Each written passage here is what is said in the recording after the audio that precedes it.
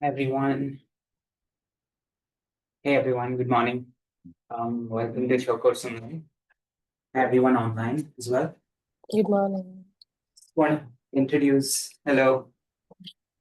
I just want to introduce Venerable Gyalten Lekden. Venerable Lekden was born in the USA in the Boston area. He comes from a very diverse background. He studied theater, religious studies, and divinity. Okay. And since 2012, he's been living in South India in the Sirajay Monastery in Bailkuppe. And he's been studying for his Geshe degree. That's the equivalent of a PhD in Buddhist philosophy. And we are very honored to have him here lead this session on everyday Buddhism. So welcome. Thank you. And over to you. Thank you. Thank you, everyone, for joining us this morning. I'm very happy to be here.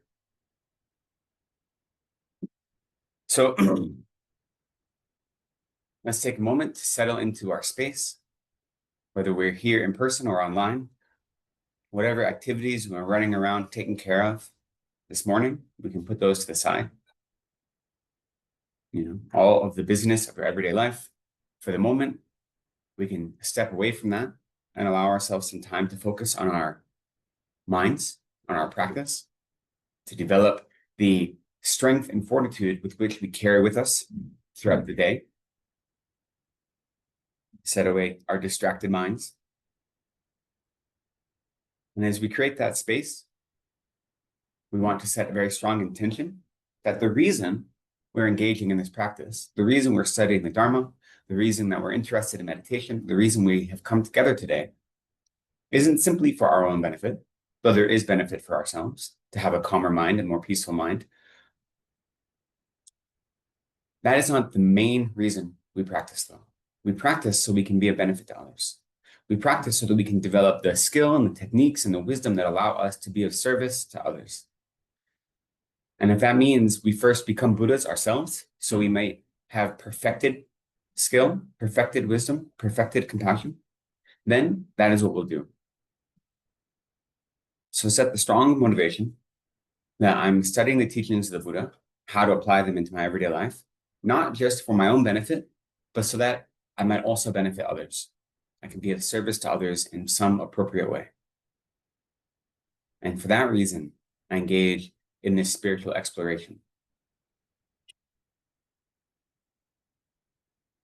And so as we set that strong motivation, we'll offer some preliminary prayers to help secure our motivation and our intention, and to help focus and prepare our minds to engage in the teaching. So in the Gold Book, you can turn to page 34.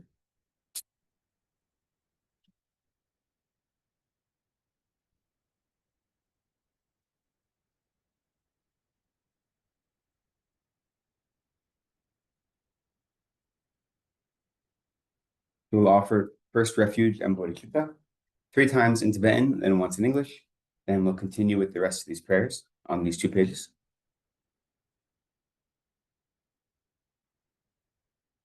And I know it's a small group, so people sometimes are self-conscious about reciting aloud. It's good to actually recite these if you can. Even if you don't have to be loud, even if only you can hear it, it's good to recite them, It's good to get the feel of them moving through your body is very useful, right? So you don't have to, be a diva if you don't want to. You're welcome to. But it's good for everyone to just to get into the habit of reciting them.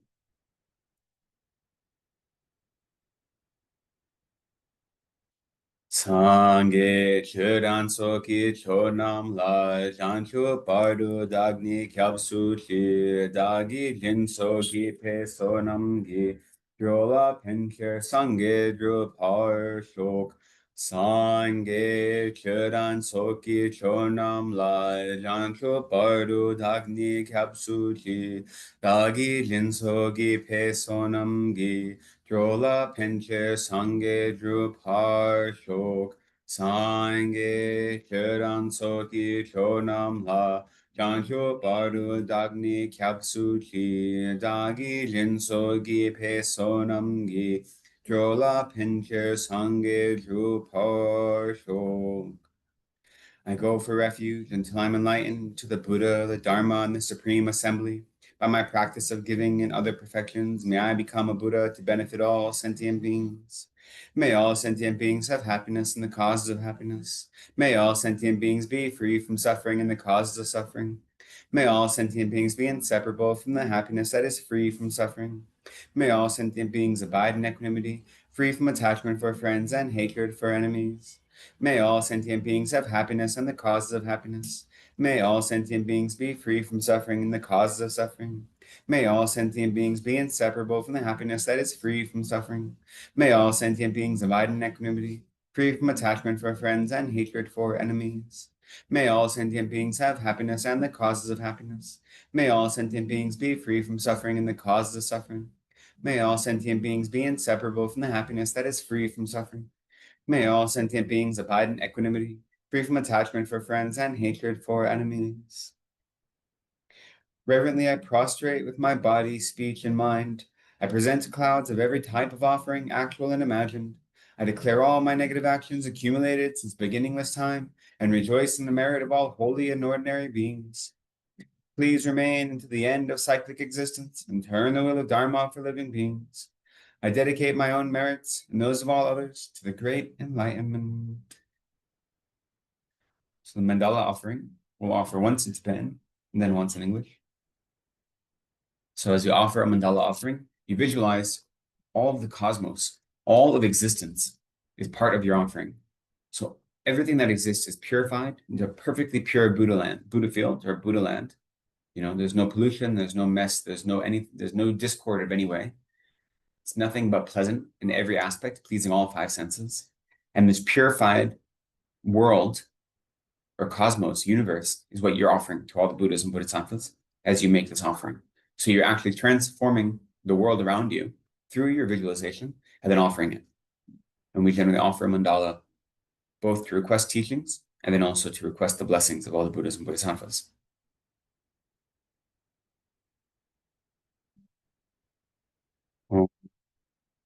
Sa Shi Pu Ki Lu Xing Me Tong Tram Ri Rab Ling Xing Ni De Gen Pa Di Sange Xing Du Mi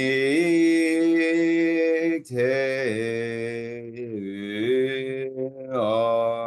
Ali Yoki Namanda Xing La Chü Par Shou.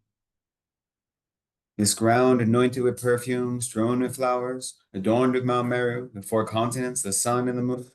I imagine this as a Buddha field and offer it. May all living beings enjoy this pure land.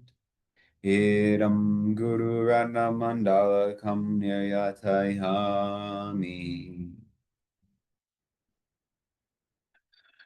Let's finish up prayers this morning with praise to Shakyamuni Buddha. It's on page 73.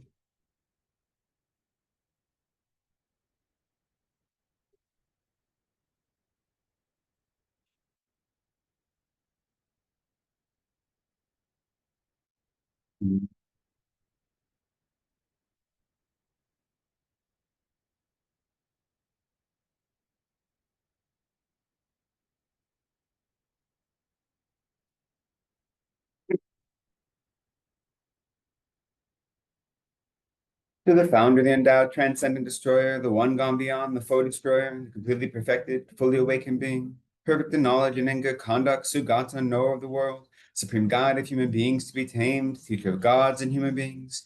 To you, the completely and fully awakened one, the endowed, transcendent destroyer, the glorious conqueror, the subduer from the Shakya clan, I prostrate, make offerings, and go for refuge.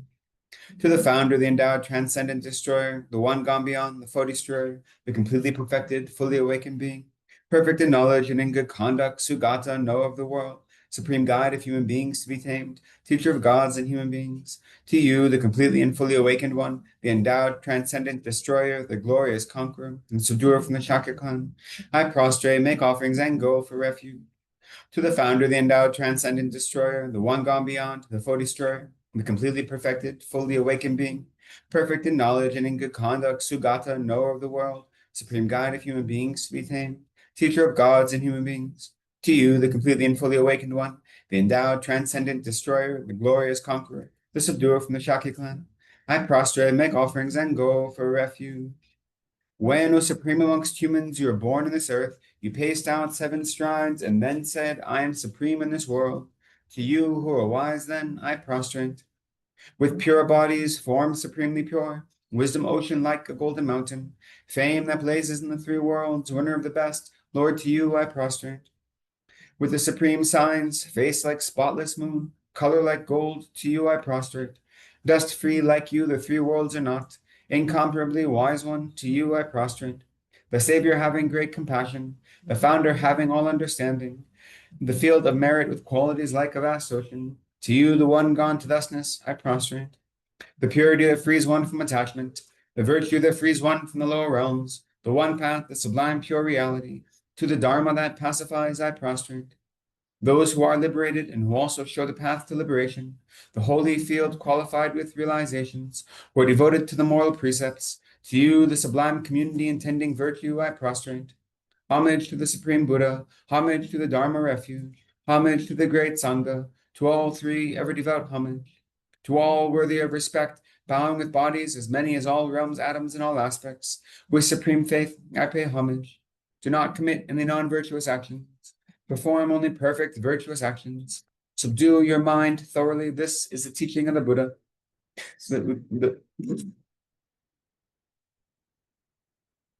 A star, a visual aberration, a flame of a lamp, an illusion, a drop of dew or a bubble, a dream, a flash of lightning, a cloud, see conditioned things as such. Through these merits may sentient beings attain the rank of all-seeing, subdue the 4 faults, and be delivered from samsara's ocean, perturbed by the waves of aging, sickness, and death. Thank you.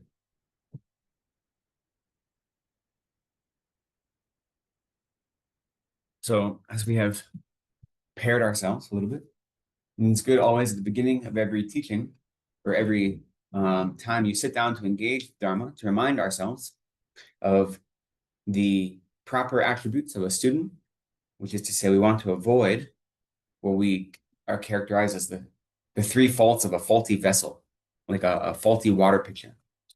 So these are always good to bring to mind at the beginning of any time you're engaging in Dharma study. So we want to avoid being like a vessel or a pot that is upside down, right? And so if a pot is upside down, no matter how much water you pour onto it, it's always going to remain empty, right? So in that way, when we come to engage in any teaching, whether it be a teaching like this or whether you're studying on your own, we want to avoid having our minds closed off from the beginning. We want to be open and receptive. Even if this is a topic we've already studied before, if this is a meditation we've done before, we don't want to be closed off. We want to be open and trying to receive whatever the teaching is, right? So we don't want to be like a pot that's upside down. It's the first thing to avoid. The second is we'd want to avoid being like a pot that has a crack in it or a hole in it. So if there's a crack in the bottom of the pot, no matter how much water you pour in, it will always drain out, right? In the same way, we want to be attentive and we want to engage in a mindfulness practice where we're focused as best as we can on whatever we're studying. Again, whether there's a teacher present or whether we are just studying on our own.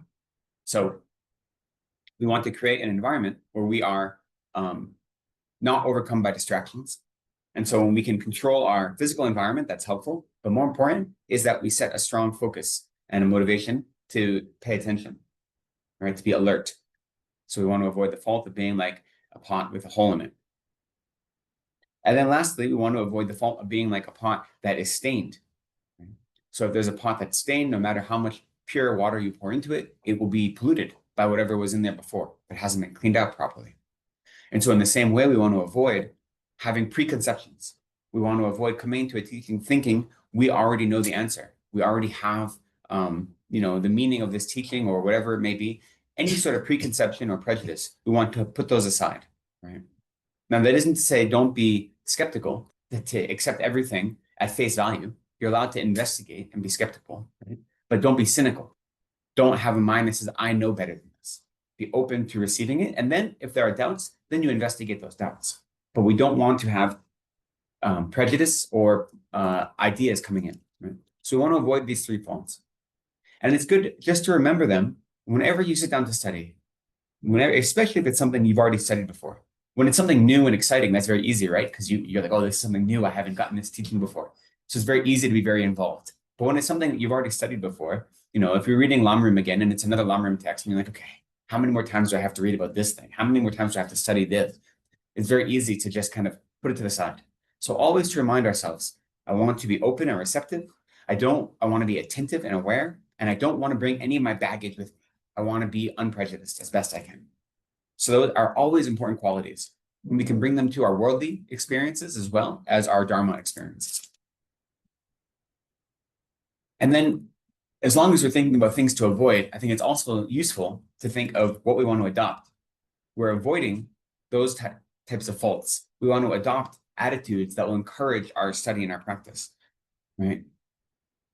So the three attitudes that I encourage us to adopt is we first adopt the attitude that is the big picture attitude or the long view, recognizing that the path from here to Buddhahood is quite far, right? And so our goal as sentient beings practicing a spiritual path is to be a little better today than I was yesterday, right? It's not to be perfect by tomorrow. It's not to achieve Buddhahood tomorrow. That would be great. It's not realistic for most of us. So if we're pointed in the right direction, if we're doing our best, even when we have days where we fall down and we stumble, if we're doing our best to be good people, to be of service to others in the world, to work on our minds, then that is excellent, right? That's so much more than most people are doing. So the big picture view realizes that we're doing our best and pointed in the right direction, but it may be a long way away. So we don't have to expect perfection from our practice. We have to expect that we are exerting effort and doing the best we can. So having the big picture attitude. Then the next is the expansive attitude. So this is the attitude that realizes that there are many different aspects to engaging in a spiritual practice, and there are many different things to study and learn. There are many different pieces that all fit together. And sometimes it can be overwhelming, right? And so the big picture attitude is recognizing that the expansive attitude is recognizing that whatever I'm studying is one small piece of a bigger whole. And so I'm willing to accept that I don't know everything, that I'm going to focus on this one thing now, and then I'll continually make my my observations broader to include more and more and more.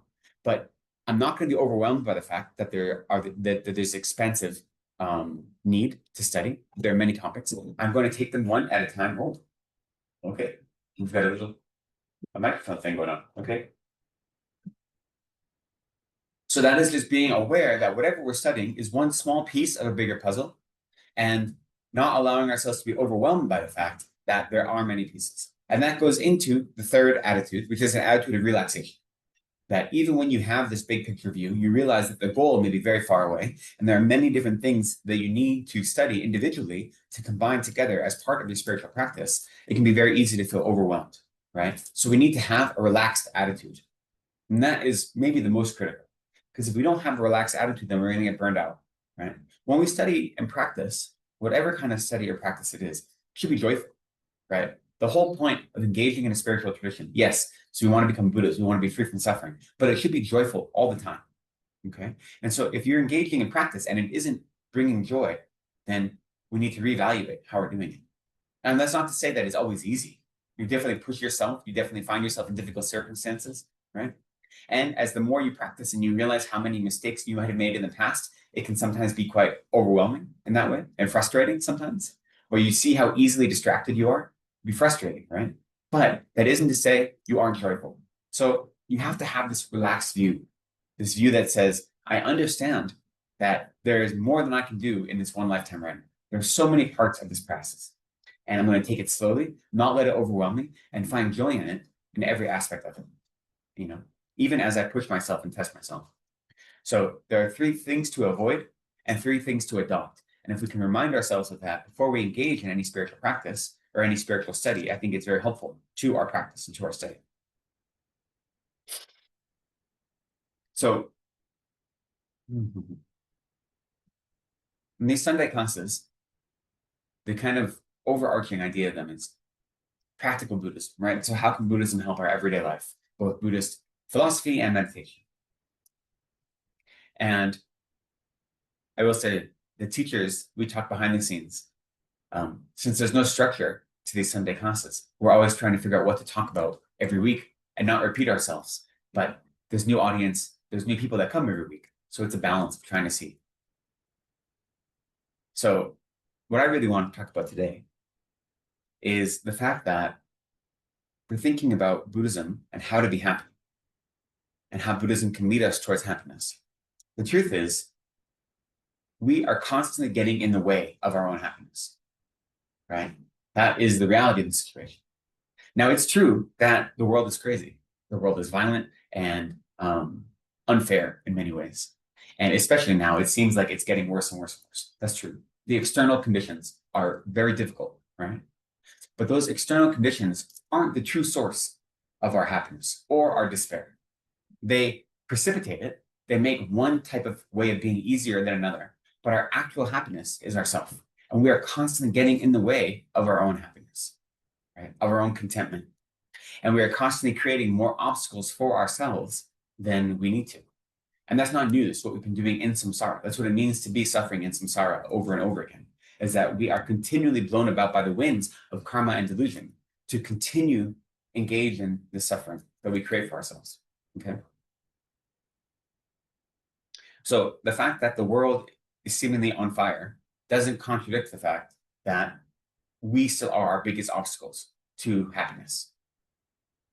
And the beauty of that is that once you really accept that and you recognize it through your own practice and your study, even if you just get a small taste of it, then no matter how difficult the circumstances are, you're able to find contentment, right? And you can find that contentment while still be worried about the world, about having concern about what's going on, about the injustice, about wanting to fix things. Like those, being content doesn't mean you're blissed out by yourself and totally uncaring about what's going on in the world. That's not what it means to have personal satisfaction or happiness, right?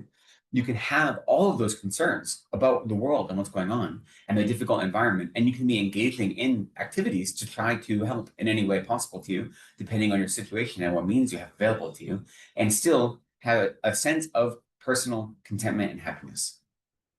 Those don't have to contradict.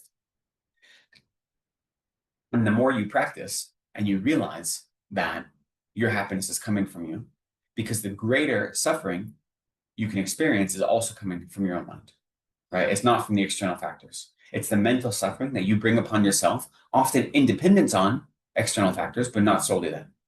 And when we come to understand that and have a taste of it, then it gives you a strong sense of freedom or of independence, right? That's why it's really powerful to even begin this practice, is because you develop this strong confidence that I can get through any difficult situation, right? No matter what is happening to me or to the world around me, I can find a way through it without being overwhelmed and without letting my peace of mind be totally upended in some way.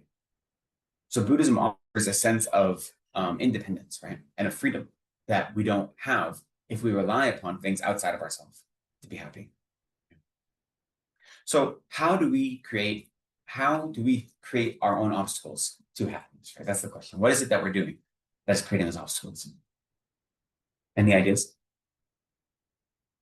The attitude of clinging to expected outcomes. So clinging to Desired expectations, yeah.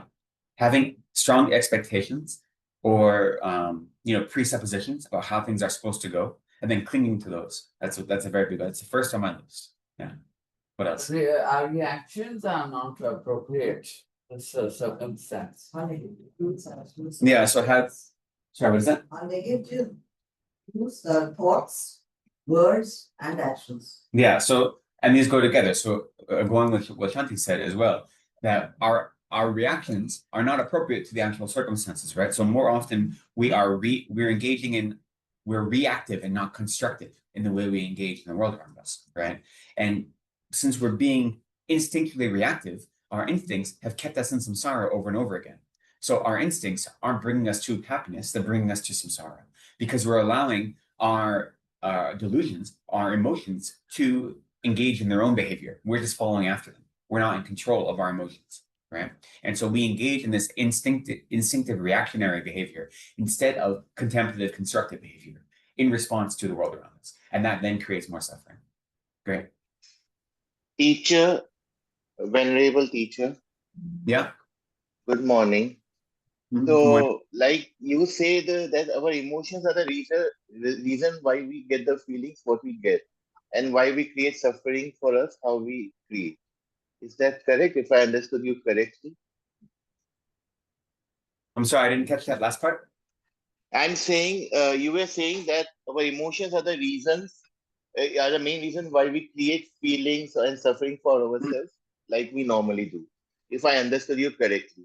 Yeah, so thank you. What I'm saying is that, our emotions, especially the emotions of attachment and anger and the permutations of them, they arise in us without us ever observing.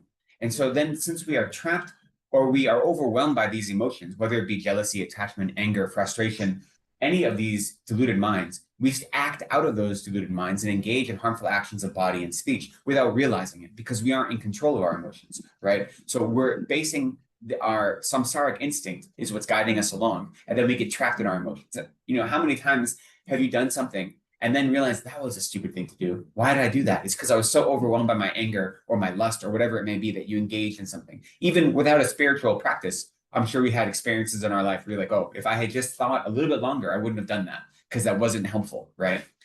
I know I've definitely had those experiences. And so what Buddhism is suggesting is that we have many more of those experiences than we realize, that most of our activities in the world are guided by an emotional state that we aren't even aware of. And so by engaging in practice to become more aware of our delusions as they arise, then we no longer are acting instinctively, but are taking control over our deluded minds and allowing ourselves to engage in the world in a way that's meaningful and intentional and constructive and not simply reactive. So that's what I'm saying when I say that we're guided by our emotions in a way that isn't helpful, right? But Now, venerable, it is easy for us to control our emotions when we sit to meditate, since we are just allowing our mind and our emotions and our thoughts to settle down and relax. But when we are working or we are doing some activity, at that time it becomes very difficult to control our emotions.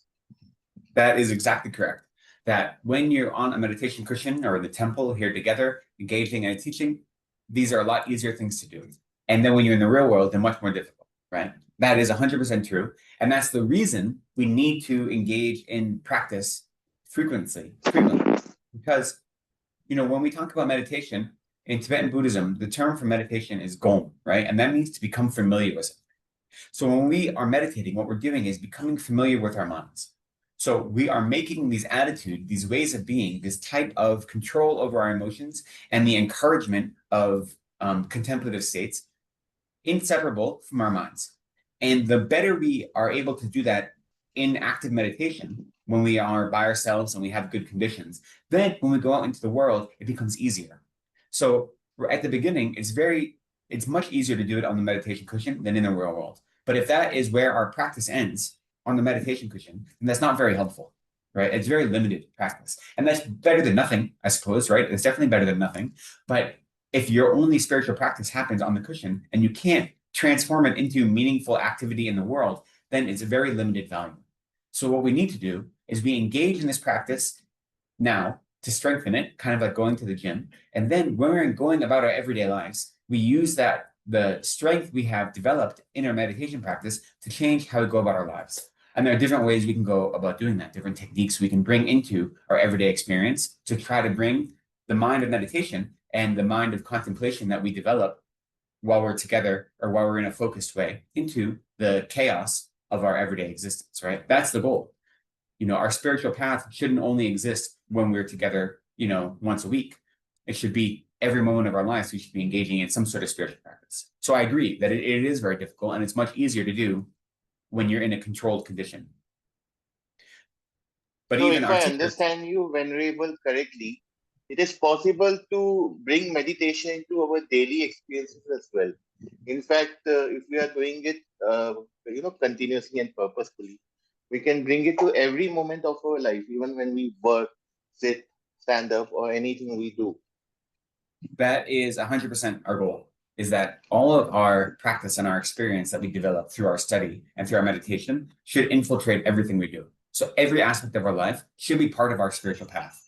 And that doesn't mean it has to be explicit. It doesn't mean you're at work and you have to like cut people off and say, wait, I'm meditating right now, right? It doesn't have to mean you're using Dharma language, the specific vocabulary that we bring up in these classes. That isn't what that has to mean. But the way of being in the world that we develop through our meditation practice is what we have to carry with us. And that is how we make every moment of our existence meaningful, right? So everything we do becomes part of our spiritual path. Every time we experience a setback or a harm or an obstacle, we realize that as an opportunity to engage in meaningful practice as opposed to something that's bringing us down, right?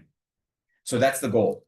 That's the lofty goal, but that's why we do what we do, is to make every moment of our life meaningful. And we do that by taking the time when we can create good conditions to do the hard work and to develop stronger reflexes, right? To change our instinctual habits from samsaric habits to liberatory habits, right? And once we can transform our instincts, then we're in the world, then we have instincts towards liberation, not instincts towards suffering. Thank you, Venerable. Yeah. So that's the goal, hopefully, right? Is that we're doing that piece by piece, a little bit at a time. Again, with a relaxed attitude, recognizing that, doing a 1-week meditation course isn't going to then be able you go to work and never get upset ever again.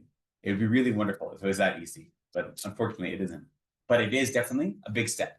So if we look at all these things we talked about, how we create obstacles for ourselves, right? That we have expectations, or we are allowing ourselves to be overwhelmed or governed by emotional instinct or samsaric instincts.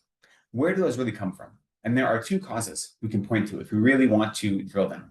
And the first one is that what we call self-grasping, grasping at the self of phenomena and the self of persons. Right? And what this means is we perceive ourselves and all phenomena around us to be exactly as they appear to us, right? So we expect things to be inherently existing, truly existing from their own side. And therefore, if they truly exist from their own side, and I truly exist from my own side, then of course my reacting to them has to be immediate and confrontational. So, and valid. And so what we say, for instance, as an example, when someone is the mind of anger, what the mind of anger does is, based out of ignorance, believing that something is truly existent, we superimpose idea of non-desirability onto external phenomena. And then due to that non-desirability, we develop a mind of anger in relation to it, or frustration, or things like this. So we look at that quality of non-desirability as being an innate characteristic of that phenomenon, right? As opposed to being something we've projected from our mind, an experience we've projected from our own mind. And so instead of engaging with the actual thing in front of us, we're engaging with what we've projected on top of it, right? The layer we've given on top of it. Same thing with desirable objects. Right? This is an easier example sometimes for some of us. If anyone has ever had like a crush on someone, right? If you had a crush on someone, you wear these rose-tinted glasses and you don't see all of their flaws. All you focus on is how wonderful they are, right? And how great they are and how happy they make you feel. And your friends might be like, what are you talking about? That guy's a jerk. Like, why are you so infatuated? But for some reason, you have this crush that all of the bad things get filtered out, right? And all you see is the things you want to see, right? So what we're saying is we do that with everything, that we project our own ideas, we project our own perception of things onto external phenomena. And then instead of engaging with how things really exist, we engage with those projections, with those hallucinations. So we're never engaging with reality. We're engaging with what we perceive reality to be, right?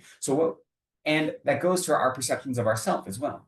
We believe that we truly inherently exist the way we perceive ourselves, as opposed to being something that's constantly in flux, constantly changing, constantly evolving and becoming something new, right? So because of that, if someone insults me, then I take that as if they're actually harming me, right? Because this me that I have created, this identity, this self, this thing that I grasp onto as being somehow the embodiment of me is now being harmed by their words. So both, that means I'm superimposing meaning, substantial and significantly existing meaning to the words they say, but also to the me that is being harmed by those words.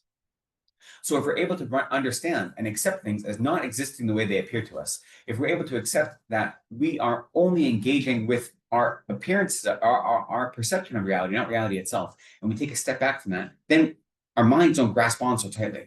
And the minds of attachment and anger aren't as quick to come up because they realize that everything is in constant flux. Nothing is the way it appears to our own samsaric minds, right? Now that is, we say self-grasping is the root cause of samsara, of all suffering.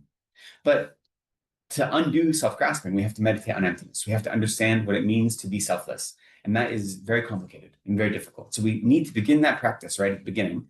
But another practice that we can incorporate into our everyday life that's easier is to recognize and identify not just the self-grasping mind, but the self-cherishing mind. So the self-cherishing mind is often called the cause of all of our suffering. And again, the self-cherishing mind itself is actually a result of self-grasping. So self-grasping really is the root, but self-cherishing is much more easy for us to identify. And so what is the self-cherishing mind? The self-cherishing mind is the mind that says, my happiness is more important than anyone else's happiness. The self-cherishing mind is the mind that says the world revolves around me, right? That I deserve to have comfort and pleasure and wealth and all of these things all the time. That's the self-cherishing mind. It's putting you at the center of the universe and saying everything needs to revolve around that. My needs, my expectations, my delight, my popularity. And as long as that is the mind that's governing your actions, then you're never going to be satisfied because you're always going to be wanting more. And whenever anyone else gets anything nice, it's only going to frustrate you. And that's easy to say. So, well, I don't do that. I work for others. I try to help others. But ultimately, we say the self-cherishing mind is so insidious that almost all of our actions are actually motivated by the self-cherishing mind. So when we talk about the self-cherishing mind, we often talk about it in the context of the 8 worldly concerns, right? So the 8 worldly concerns are these different motivations that are at the basis of almost all of our actions. And I think of them as the kind of foot soldiers of the self-cherishing mind. So the self-cherishing mind is the general who's like guiding all of everything. And the 8 worldly concerns are how that self-cherishing mind actually affects the way we exist in the world. And so the 8 worldly concerns are 4 pairs of motivations, of things that we are seeking out or we're seeking to avoid, right? And so those 4 pairs are, we are seeking out our own gain or we're trying to avoid loss. So any action we do where the motivation is for our own profit or to avoid our own personal loss, that's actually motivated by the self-cherishing mind. Okay. So seeking out gain, avoiding loss, or seeking out pleasure, avoiding discomfort. Okay, that's the second pair. The third pair is seeking out compliment or praise and avoiding critique or insult. And then lastly, seeking out popularity or respectability, I suppose you could say maybe, and avoiding a bad reputation or infamy. Now, on the surface, all those things sound nice. Like, of course, we want to have gain. We want to have popularity. We want to be complimented, right? So it seems almost counterintuitive that these are the things we need to avoid. The reason it's counterintuitive is because according to the worldly understanding of everything, that is how you're supposed to behave, right? The difficulty in engaging in, or I don't know if difficulty is the right word, but the truth of living a spiritual life is that the spiritual life is totally contradictory to the worldly life, to what the world, what our society, what our culture is telling us is valuable, is totally contradictory to what the Dharma tells us is valuable. And as long as we're seeking out those worldly delights, we're not going to be seeking out what is actually appropriate to bring long-lasting happiness. Because our culture and our society, and it's not just contemporary culture, this is the same for 2,500 years ago, the time of the Buddha, this is the same for all of human existence, right? Is that we are taught that happiness and delight come from things outside of ourselves. The reason we're not happy is because we don't have enough things. We don't have enough compliments. We don't have anything, enough external things to buoy up our joy and our delight. So we believe that the more I accumulate, the happier I'm going to be, right? The more praise I can get, the more respect I get, the better position I have in the company, the happier I'm going to be. And we are constantly seeking out more external validation. So we're always looking for happiness outside of ourselves. And then the flip side of that is we're blaming all of our misery on things outside of ourselves as well. So we're constantly looking outside and not inside. And as long as you're searching outside for happiness, you're always going to be dissatisfied. Whatever happiness you get will be temporary, right? There is happiness in samsara, right? There's worldly happiness that exists, but that isn't long-lasting happiness. It's temporary. Okay. And it's appropriate to look at worldly happiness and appreciate it for what it is, right? But if you expect that worldly happiness to bring you genuine happiness, that's long-lasting, unchanging, that is the happiness of a Buddha, then you're going to be disappointed. You know?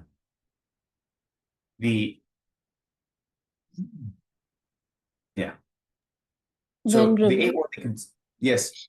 Sorry, I have a question. Like nowadays in mental health field, all psychologists and therapists, they focus so much on self-love concept, right? So how do I differentiate that, whatever I'm doing, it's self-love, it's not a part of self-cherishing. So how That's a do good I? question. Yeah.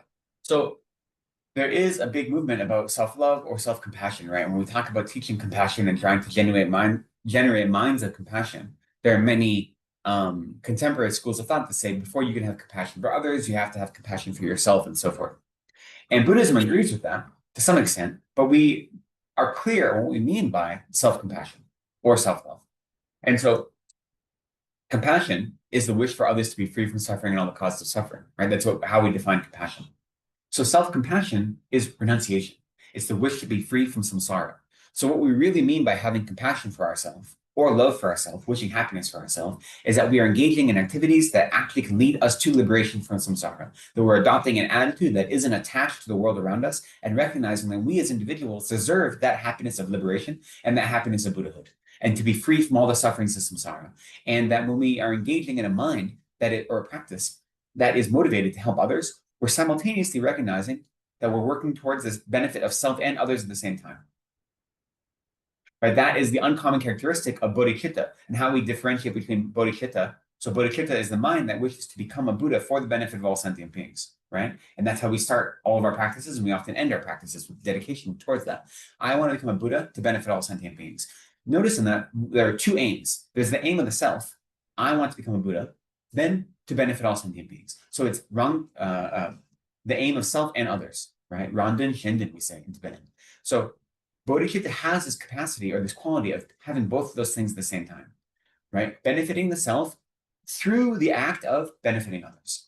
So we say self-love or self-compassion is generating the mental strength and fortitude to navigate the world in a healthy way, that you can find a mind of contentment that isn't overwhelmed by the vicissitudes of everyday life, by the up and down of everyday life. So and now I'm not going to, there are different modalities of contemporary psychotherapy and counseling. So I'm not going to contradict anyone that is going to a counselor or has a therapist. But if your counselor says you need to practice self-love, so go buy yourself a new handbag, then I don't think that's going to actually bring you a lot of benefit, right? And so I think that is really focusing on external things and not the internal things. And I don't think good counselors would suggest that either. The training I've had in therapy isn't focused on external validation. It's always focused on rearranging your mindset to create internal validation, not using the same parameters that we might use in Buddhist language or ideas, but pointing towards the same ends. So I do agree. Yeah. One question. When you say that we are not happy because a lot of validation, a lot of happiness which we are seeking is without. Like, I want more designation, I want better recognition in my company, or I want to join a better organization, I want a higher role, a better salary package, for example. So I want to say I can identify with that. Like, for example, if I take my case, I'm a qualified chartered accountant. I have 12 years experience, most into tax. But I feel I'm not in the right organization. Even I feel I want to go to a better organization, a higher role in tax, maybe like a AVP or VP tax, I want a higher package. So, my mind continuously keeps on disturbing me by keeping on saying that thing again and again to me. Yeah, well, that's exactly the way it goes, right? And now it's true that if we have the opportunity to change our environment, to make our environment more comfortable, that may be useful. It's not saying that we should all, to be good practitioners, we have to go find a cave and like beat ourselves with whips all the time, right? That's not what's being suggested. It's just saying that if our focus is on these external validation, and if we believe that's going to bring us happiness, that's where we're misguided, But we can say, look, if I switch to a different job, a different position, or I do these kind of things, it'll give me more free time. It'll give me more disposable income. It'll allow me more opportunities to engage in spiritual practice. Then that's a valid thing to do. You know, if we say this is going to eliminate some of the difficulties I have because I won't have to worry about paying rent every month or whatever it may be, then that's a valid understanding. But if we cling to that as if that's real happiness and not just improving our external conditions, that is the problem. So yes, we should, depending on where we are in life and what we're doing, we want to have as conducive conditions as possible, right? It's okay to want conducive conditions, and it's okay to want to be happy. You know, so much in Mahayana Buddhism, we say we're working for the benefit of others. That doesn't mean we don't want to be happy. That doesn't mean we want to live our life, you know, feeling like we're suffering all the time. But So- Venerable, what if we have the right purpose why we want a conducive condition and we try, if we fail, then we will not feel troubled by those thoughts again and again that I'm not getting this conducive condition, I'm not getting that condition. So when we try again and again and we don't achieve those external conditions, that's when we realize that we have to develop an internal sense of contentment and happiness that isn't dependent on those external conditions. So when we have them, then when we seek external conditions or external validation, if that allows us to improve our practice, then we embrace it. But if we aren't given that, if we're trying to get a better job or whatever it may be, to find a better place to live, to find more conducive conditions, and we continuously aren't able to achieve that, we have to develop the internal resources where that won't cause us to have an unhappy mind, right? And that's the difficulty, but that's not what we're told. We're taught that we should be happy when we get these nice things. We have to develop a mind of happiness and contentment that isn't dependent on those. So that is the trick. That's the point of engaging in the practice, you know? But that doesn't mean we should discard external conditions. It just means we recognize that those are temporary and they're a means to an end. So, Venerable, let's say I have an adult child who is maybe an alcoholic or some kind of bad substance abuse and will not take help from various organizations, and dealing with that child makes me very is not conducive to my happiness. I get disturbed and stuff like that. Then would self-compassion say that, okay, avoid the child, disown the child? Don't engage with that child, let him or her be to do whatever, because your practice is more important than. Yeah, that's a good question. So when you have people in your life, whether they're family members or children or good friends, who are engaging in self-destructive behavior, and being around them, trying to help them doesn't seem to bring any benefit, right? It only causes you more suffering. Then what is the appropriate reaction?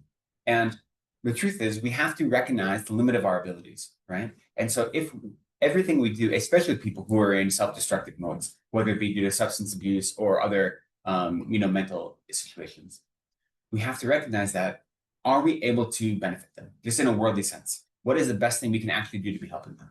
And is our continued interjection into their life actually bringing them towards relief from whatever their distress is, right? And sometimes it is, sometimes it isn't. And so we have to find, and this is a matter of both our spiritual practice and worldly engaging in the realities of the situation. Say, what do I need to do to protect my own mind, right? Now, again, if we were Buddhists, then it wouldn't matter. We wouldn't have any distress, right? We could do anything without being distressed about it, but we aren't there. So we have to say, I'm doing the best I can. And I know that if I continually engage in this behavior and it's causing me more and more harm, then maybe I need to take a step back because it's not bringing any benefit. If it was bringing benefit, then maybe I could accept that kind of painful emotional experience. But right now, it's not bringing any benefit. What benefit? If you're engaging with a friend or a loved one or a family member who is engaging in self-destructive behavior, but you're able to slowly guide them out of it, then maybe the emotional disarray that you experience is worthwhile because you're leading them out of their self-destructive behavior, right? That's what I'm saying. But if it's not, if everything you try to do is not helping them in any practical way, right? Then you do have to take care of yourself. You do have to, so self-love, I'm not going to say self-love is going to be cutting them off or disowning them, but it is recognizing, how can I be of most service in this environment and in this situation? And maybe that's going to be taking a step back. Because if I'm constantly engaging and it's not causing them to change their mind or their behavior, but it's only causing me distress, then how am I benefiting? Right. So it has to be a case-by-case basis, unfortunately, but it is important. We need to have the internal reserves, emotional and psychological reserves, to continue our practice. So if we're engaging behavior that's depleting everything, right, then it means we need to take a step back to make sure we have enough to continue to work on ourselves and to serve others. So it's not an easy answer. Depending on the circumstance, you'd have to analyze the circumstance to see what can I do that will not totally deplete my capacity to be in the world, my happiness, my joy, my ability to serve, my ability to study, practice, that won't deplete that, but is also trying to bring a benefit to others as well, to this person I care about. And I know from a, never mind a Buddhist perspective, but there are some times where there is no type of intervention that is helpful until they realize it on their own. Especially when people are engaged in certain types of self-destructive behavior, they have to come to that realization on their own. And you have to create the space that you're able to receive them when they are willing to engage in their own work. But you can't force someone else to improve their own mind, right? You can't force someone else to change their habits. That's alcohol use. I mean, yeah, so substance abuse is one of the perfect examples. That until they have a moment of either hitting rock bottom or having some sort of personal revelation, they're not going to be motivated to change their behavior, no matter how much we try to impose it on them. So then what we can do as people who care about them is try to create the environment that when they have that realization that they want help, we are there, that we haven't cut them off entirely, that maybe we've distanced ourselves from their everyday life because that's not helping them and it's not helping our mind. But when they achieve a place where they are seeking some sort of help, then we are still there for them, right? So we haven't cut them off in such a way that we no longer consider them worthwhile of our love or attention. We still care about them. We still want them to be happy and free from suffering. And we try to create the environment that when they're ready to receive help, we're able to offer whatever help we're able to give, right? But we have to... Venerable, Yeah. but how can dharma and love and attachment for our loved ones go hand in hand? I'm sorry, how can love and attachment what? Buddhism says we should let go of attachment, but that is dharma. We are letting go of attachment. We are following the dharma, but we are still attached to our loved ones. How can these two conflicting things go hand in hand? Yeah, so attachment and love are not the same thing, right? So the way we define love is that love is the wish for others to be happy and have all the causes of happiness. And as people engaging in Mahayana Dharma practice, we should be working to develop love for all sentient beings equally, right? Not just for the people that we care about, that we're attached to, that are in our family. And this is difficult. It's really, really hard, but that's our goal. And they often say that the paradigm of love we should have for other sentient beings is that we should recognize other sentient beings with the same amount of love that a mother has for their only child, right? So one, that's showing us the intensity of love that we should have for other sentient beings, but it's also recognizing that due to the way we exist in samsara, we have an innate capacity to have relationships with those that are close to us in our family. That is what we're trying to model with our relationships with others. Now, the problem is that we conflate attachment and love together, and we mix them together. So when I say I love my siblings or my partner or my child, that's almost always mixed with attachment, because I expect something from them in exchange. Maybe not explicitly, right? But I expect them to either show me attention or affection back. I expect them to give me something. There's some sort of clinging to them that isn't just my open-hearted wish for them to be happy and have all the causes of happiness. There's something else that is combined with that. Okay, so that love in that way is not what we would consider a pure, wholesome spiritual love. It is love mixed with attachment, mixed with desire. The love we have for our spouses, for our partners is similar quite often, right? It's mixed with lust or with attachment. So it's not a pure love. Or So it could be that we think that this is the way you will be happy. You know, like let's say I'm a spiritual person and people around me are probably the regular materialists. I might think this is the way you can be happy. And I'm right, for myself.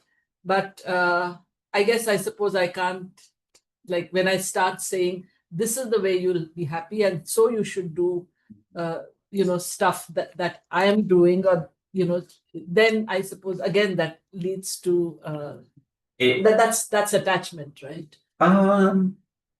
I wouldn't say it's always attachment. It's often just a lack of being skillful, right? And so there's a difficulty that when you when you practice Dharma and you engage in a spiritual practice and you develop some sort of experience of the Dharma that's made your life beneficial, right? You've improved your life. You want to share that with others. But if people aren't in the right way to receive it, then you have to be skillful. And so, I can tell you what is the right way to engage in the world because you all come here to listen to me talk about this. So it's appropriate for me to give you specific advice because that is the relationship we've created when you've come to this class, right? Which isn't to say that you accept everything I say blindly, but at least that is a relationship. I'm going to give you advice because I've been studying this for however long and have some baby understanding of it. That doesn't mean then you go home and you then repeat that advice to your loved ones, because if they aren't there to receive that advice from you, then it's not going to be helpful, right? And so it's a difficulty for all of us that practice if our whole family if our family and our people we care about aren't practicing the same spiritual path as us, then how can we help them, right? And so we have to learn how to, the most important thing that I've found is embodying the kind of person I want to be, right? And being the Buddha I want to be in the world. So modeling the kind of behavior that I think is helpful, right? Modeling them. And so, for instance, this is a very small thing, but I have right now. My sister has 2 children, and my brother has a daughter and another child on the way in about a month or so, we think. And so my sister's children, the oldest one is 9, the younger one is 6. And whenever I go see them, and then that's where I spend time with them. And whenever I buy them gifts, whether it be books or toys, I don't buy anything that's violent, right? Anything that has guns. And even if they want to play, I won't engage in any violent, playing with them. And they say, why? And I said, because that's not something that is meaningful to me. I don't think it's helpful. I don't use those language. I use the language that's appropriate for an 8 or a 9-year-old, right? But so I'm sure this is not a thing that I think is beneficial. And there are other ways that we can have fun that doesn't involve pretending to hurt each other, right? And so, whenever I buy them books or whenever, my nephew loves Lego. So whenever I buy him Lego toys, it's none of the ones that are full of guns and spaceships and things like this. And it's a very simple thing that I'm trying to model a type of behavior that I think is appropriate. And then on occasion, they ask you about it. And so then you can give an answer. Well, this is why, right? This is why I don't like that. This is why I think that isn't helpful. But I can't force that on them. So instead, I try to model the behavior. So that's the first thing. Then the second thing with that same thing is that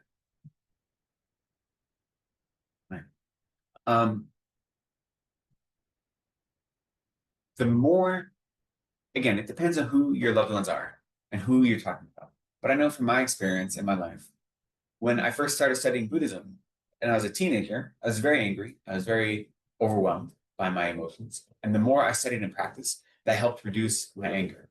And it was noticeable to the people in my life. The reason my family accepted me becoming a monk and moving to India is because they saw how a decade worth of Dharma practice had changed me, had transformed me. And it didn't encourage them or didn't inspire them to go study Buddhism, but it did make them realize this was a beneficial practice for me and a beneficial way for being in my life. And that it had done enormous work in me overcoming a lot of my my anger and my kind of trauma of childhood. And so because of that, then it inspired them to engage in similar reflective behavior, right? Not Buddhism, but at least say this is something that's helpful to them. And I see this lack of anger and how that having a lack of anger has caused them to be happier, has caused them to have more contentment, And so you have to find the skillful means to share with others. Sometimes it can be giving direct advice, sometimes not, especially with your children. It's not always going to be direct. And not just children, your parents as well. We talked about this previously, but my mother recently passed away and I was caring for her during her dying process. And I've trained, never mind that I'm a trained monk, but I've trained in hospice care. This is work I do, right? None of that advice would have mattered. My mother was not in a position where she wanted any kind of advice from her children. And my sister's a trained therapist who's also done with end-of-life care. So these are things that we both have experience doing. If we tried to give any advice to my mother during that process, it would not have helped her at all. She would have reacted in a very negative way. This is because she is in the mindset that she doesn't need advice from her children. And now that's not necessarily a helpful mindset, right? But that's her mindset. She's 75 years old and dying of cancer. I'm not going to change that now, right? So then you say, okay, that is not how I can be of service to her right now. So instead, what can I do? I can help with her physical needs, which is what I did. And then I can model a type of calm and a type of acceptance and a type of compassion that I think will be beneficial in this circumstance. So I can deal with physical needs and I can model a way of being that I think is helpful. But if I try to ever give her advice, it wouldn't work. So giving advice to your children or to your parents is often very a difficult situation. And it makes it harder when this thing is really meaningful to you and you see how it's transformed your life, even in some small way. You want to share it. You have to be skillful, right? I think with the children, I don't have children, but it must be very difficult for Buddhists and have children. Because then you shouldn't force them. You know, I think it depends. I know growing up that anything my mother told me to do, I would do the opposite. Like that's just how it was, right? That was the relationship we had with my mother. But I know other families who are the exact opposite, that like are incredibly tight knit and that it's the opposite. So I think it just depends on the circumstance. You know the people in your life and you know that like this is the way I can help them. And if I try to force this on them, it's not going to be helpful. But so that's understanding those relationships is also a matter of understanding your own mind, right? Understanding where you are in your spiritual journey and how your spiritual journey changes how you exist in the world, right? Because the more I experience, the more I realize that I don't have any ability to help others. Excuse me, that's not true. The more I realize that I can't force others to change, right? That forces me to then say, what can I do? How can I work on my mind to make myself the kind of paradigm of a bodhisattva to exist in the world that can be exemplary for others? If I can't force them to change, what I can do is I can be as helpful as I can around the edges. And that means developing more skillful means, developing more wisdom, more understanding, right? So I work on my mind for the purpose of helping others. Right? And that goes to the core of our belief is that becoming a Buddha to benefit others is because as a Buddha, I will have greater wisdom and greater methods, greater understanding of skillful means. So someone who I may not be able to help right now, if I have more training, I can help them just in a worldly sense, right? We know that like if for instance, if you have a family member who's struggling with alcoholism, but you don't have any experience of engaging with that kind of care, it's hard to know what the right thing to say is, what the right thing to do is. But if you go to a therapist who's been working for decades with people that are dealing with substance abuse, they know these are ways that you can help them, right? But that's just due to their experience, their knowledge. So what we're trying to do in our practice is to develop that experience and knowledge, not in worldly things, but in spiritual matters, so then we can bring that in a way to help others. And that is a balance of spiritual and worldly. So but for Venerable, our own happiness, yeah. when you say we discuss in our lectures and even our meditation that may I become the Buddha, that is it possible for all of us to become the Buddha? Yeah, of course. Is it possible for all of us to become Buddha? Why else would we be here? Yes, it's possible. That is the goal. We all will become Buddhas. Probably not in this But lifetime. wouldn't it take too many lifetimes? Yes. It'll take, for most of us, it'll take many lifetimes to become Buddhas. But if we're moving in the right direction, then that is the goal. That if we can find some small improvement in our life now, then we will eventually become Buddhas, perfected beings that have perpetual bliss and have omniscient minds. That is possible for every single sentient being. But what is the problem in becoming an Arihant otherwise? To becoming a what? Arihant. Oh, an Arhat. Arahant. Yeah. Arahant. So the problem, there's not a problem, but an Arhat is someone who has been liberated from samsara, but it's only focused on their own benefit, not on benefiting others. So the distinction between an Arhat and a Buddha is that an Arhat is no longer suffering the deluded minds, but they still have dualistic view. They still don't have a proper experience of the world around them because they haven't eliminated all of the obstacles to omniscience that a Buddha hasn't eliminated. So when someone achieves the state of Arhathood, it's very blissful, right? They don't have any disturbing emotions. They have been free from samsara, so they have much more, they've achieved liberations. They've achieved a type of independence of their own body and of being reborn at their own whim. So they're not blown about by the winds of karma and delusion because they've purified that. Yet, they still haven't achieved complete perfection. And the only way to actually be free entirely of the most subtle types of suffering, as well as the imprints of suffering, is to become a Buddha. And to do that, you have to dedicate your practice towards benefiting others. Develop a mind of bodhicitta that is then accompanying your wisdom, understanding the nature of reality. So an Arhat, a Hinayana Arhat, so we'd say a Shravaka or a Pratyeka Buddha Arhat, will develop wisdom that understands the nature of all reality, but they will have not developed great compassion or bodhicitta, the wish to become a Buddha to benefit others. So there's nothing wrong with being an Arhat. It'd be very blissful, except that it's more beneficial to become a Buddha. And if you are an Arhat, they say the Arhats, while they exist in these blissful modes, eventually they rise out of that bliss to then engage in the practice of eventually becoming a Buddha as well. And so we say it takes so many lifetimes to become a Buddha, so many lifetimes to become an Arhat. You should just start with the Mahayana path instead of the Hinayana path. Because why do the whole thing twice? You know, you should start at the goal and not at the other practice. Venerable, are there any arahants or Buddhas in today's world? I mean, what is the Dalai Lama? Is he an arahant or is he a bodhisattva?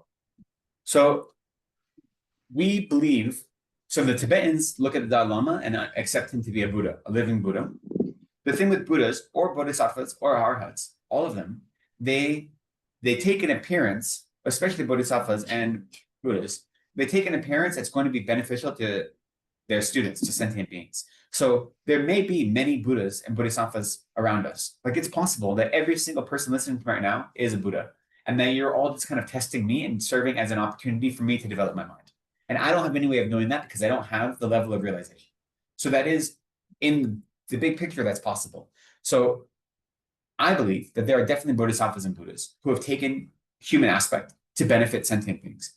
And I can't identify them with any guarantee, right? Like I can't say I know this person is a Bodhisattva or a Buddha, but I can look at their behavior and I can look at the way they work to serve others and see that they are embodying the qualities of a Bodhisattva or a Buddha. And that is almost more important, right? So I look, for instance, I look at someone like Archbishop Desmond Tutu, who isn't a Buddhist, but you saw he was best friends with Dalai Lama. You see the work he does to serve others, to serve his country, and to fight injustice. And he does it all with a really fierce compassion. That's the activity of a Bodhisattva. It doesn't matter what he professes as a spiritual path. He's engaging in the activity of a Bodhisattva in a meaningful way, in a way that's inspiring, both to me as not one of his disciples, but also especially to his disciples. So we can see people like that in the world, even if they aren't teaching quote unquote Buddhism. If they're living a life that is modeling the qualities of Bodhisattva, then that's something to rejoice in. And that will be beneficial for certain students. And part of the, I don't know, this is a little bit cynical, but part of the beauty of believing in a spiritual system that believes in multiple rebirths, right? I don't expect to become a Buddha in this life. The goal of this life is to become a good person, to be the best person I can be, and to move towards Buddhahood. And so Buddhism says you have to, if you don't practice Tibetan Buddhism, or the understanding of Tibetan Buddhism, you won't become a Buddha. Like this is the actual understanding of reality and philosophy and practice that is kind of necessary to get all the way there. However, whatever path you're practicing can move you closer towards that end. So there are people, the Dalai Lama, when he teaches in the West, he says, it's not my job to make more Buddhists. Most people that come from non-Buddhist countries, if you practice the religion that is part of your culture, if you practice that really well, that's the best you can be in this life for most people. It's not my job to convert you to become Buddhist, because many people born in Christian countries, if you are a good Christian, that is lining up with your own sensibility, that might be the best you can be in this world. And Buddhism says that's great, because if you're progressing towards becoming a Buddha, it doesn't only have to be in the practice of Buddhism. Even if we say that in the end you have to practice Buddhism, there are many different paths that will bring you toward that point, where then Buddhism is the appropriate philosophical or soteriological practice. So I believe there are Buddhas and Bodhisattvas existing in the world. Some of them are obvious to us, some of them are hidden to us. And that is a matter of your own practice to see them and to experience them. But you won't be able to prove it. You won't be able to prove it using any sort of contemporary methods. So what I wanted to do today, we still have time, sure. I wanted to talk about the fact that if we understand self-grasping and self-cherishing as the two kind of root causes that cause us emotional distress, that disallow us from actually having happiness in this life, because our self-grasping and our self-cherishing are what implore us to reach outside of ourselves to try to find happiness that is intangible, but grab onto it as if it were real, everlasting, non-changing. The problem with that is we have to actually analyze how our actions are embodying self-cherishing and self-grasping, right? We have to, as we were saying before, if we're overwhelmed by our emotions, we have to realize that before we start acting out of those emotions. And so for that reason, the very basis of so much of our practice is mindfulness. And mindfulness is one of these, I'm always a little frustrated teaching mindfulness because it is the simplest part of practice. It's not even a Buddhist practice, right? Mindfulness exists in almost every faith tradition. And so it feels like very basic to say, let's practice mindfulness, but it's also one of the most important things we can do is practicing mindfulness and engaging in mindfulness practice, because having a strong practice of mindfulness then affects all of the rest of our practice, right? If we want to be able to go out into the world and live our daily life, but realize we're being overwhelmed by our emotions, how do we do that? Mindfulness. Having a mind that is able to see single pointedly wherever we want it to, focus on any object. We want to know when we're no longer in control and we are under the sway of one of the 8 worldly concerns. It's mindfulness, right? So mindfulness is a critical practice because it allows us to focus in such a way that we aren't overwhelmed by the distractions, both the external distractions, which are real and valid, but also our internal distractions. So mindfulness, it does seem basic to teach. So I'm always just like, oh, you can just, you can find mindfulness anywhere. But it's also really important. Mindfulness on its own isn't enough, right? You can develop a mind of calm abiding, or excuse me, a mind of single pointed concentration, and you can focus that on anger, right? You can have a really focused mind, but pointed towards negative objects. Being mindful itself is neutral. We use that as a tool to then encourage all of our good qualities, all of the types of minds we want to embody, to develop our minds of compassion or our awareness, right?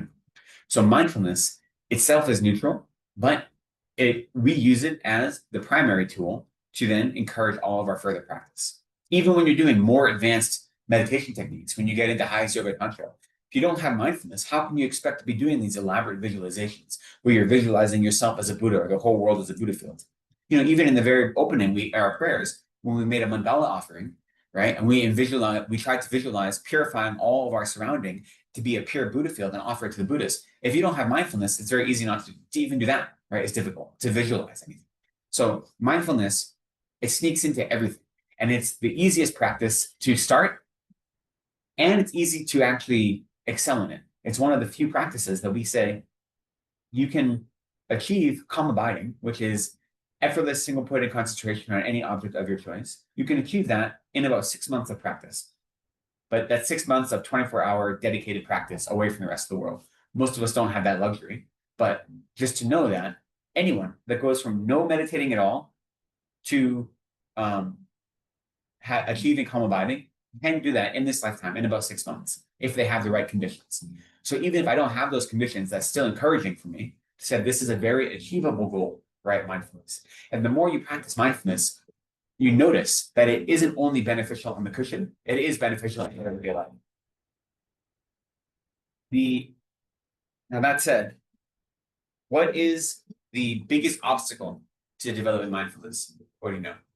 Those of you who've studied, we've talked about developing calm abiding, right? And there are 5 obstacles to developing calm abiding with 8 antidotes, which we won't go into today. But of those 5, what's the first obstacle? Forgetting the instructions. That's the second one. Forgetting the instructions. What's the first one? Laziness. Laziness. Laziness is the biggest obstacle to developing mindfulness, right? And I'm really good at laziness. I excel at laziness. If you want the perfection of laziness, I can teach it to you without any preparation. I think all of us do, right? Because we have to remember that laziness isn't just mean lethargy. It isn't just mean putting off things, procrastination. That is one type of laziness. Another type of laziness is seeking out non-Dharma practice, right? Rushing towards worldly delights, samsaric delights, that we consider a type of laziness. Okay? It's the laziness of engaging in non-Dharmic activities. So filling your mind with entertainment or temporary, whether it be due to substances or due to pop culture or whatever it may be, seeking out those things without any sort of spiritual mind at all, using them to distract yourself, that's the type of laziness. Seeking out constant distraction. And then the third type of laziness is the laziness of kind of a self-defeating attitude that says, I'm not good enough to do this, therefore I'm not even going to try. Those are all types of laziness, So the laziness of lethargy or sloth, the laziness of seeking out non-Dharma activity, and the laziness of having a self-defeating attitude. And those are all the biggest and primary obstacle to our developing mindfulness. So being aware of that, we need to do our best to overcome laziness, to engage in practice. And at first, engaging in practice, even just mindfulness practice, is hard because we're not used to it, right? So much of our spiritual practice is contradictory to how we are expected to live in the world. Even just to go slow, to do something slowly in a mindful way is not how we're expected. Everything, we're supposed to be at full speed 24 hours all the time, right? And I'm one to talk. Like I listen to podcasts at 2x speed, okay? Like I'm not here saying that I'm going to be I'm a victim of the culture I live in as well. Mindfulness and overcoming laziness is really difficult. They say that if you are actually engaging in these practices, then to the worldly people, you'll appear like a crazy person, right?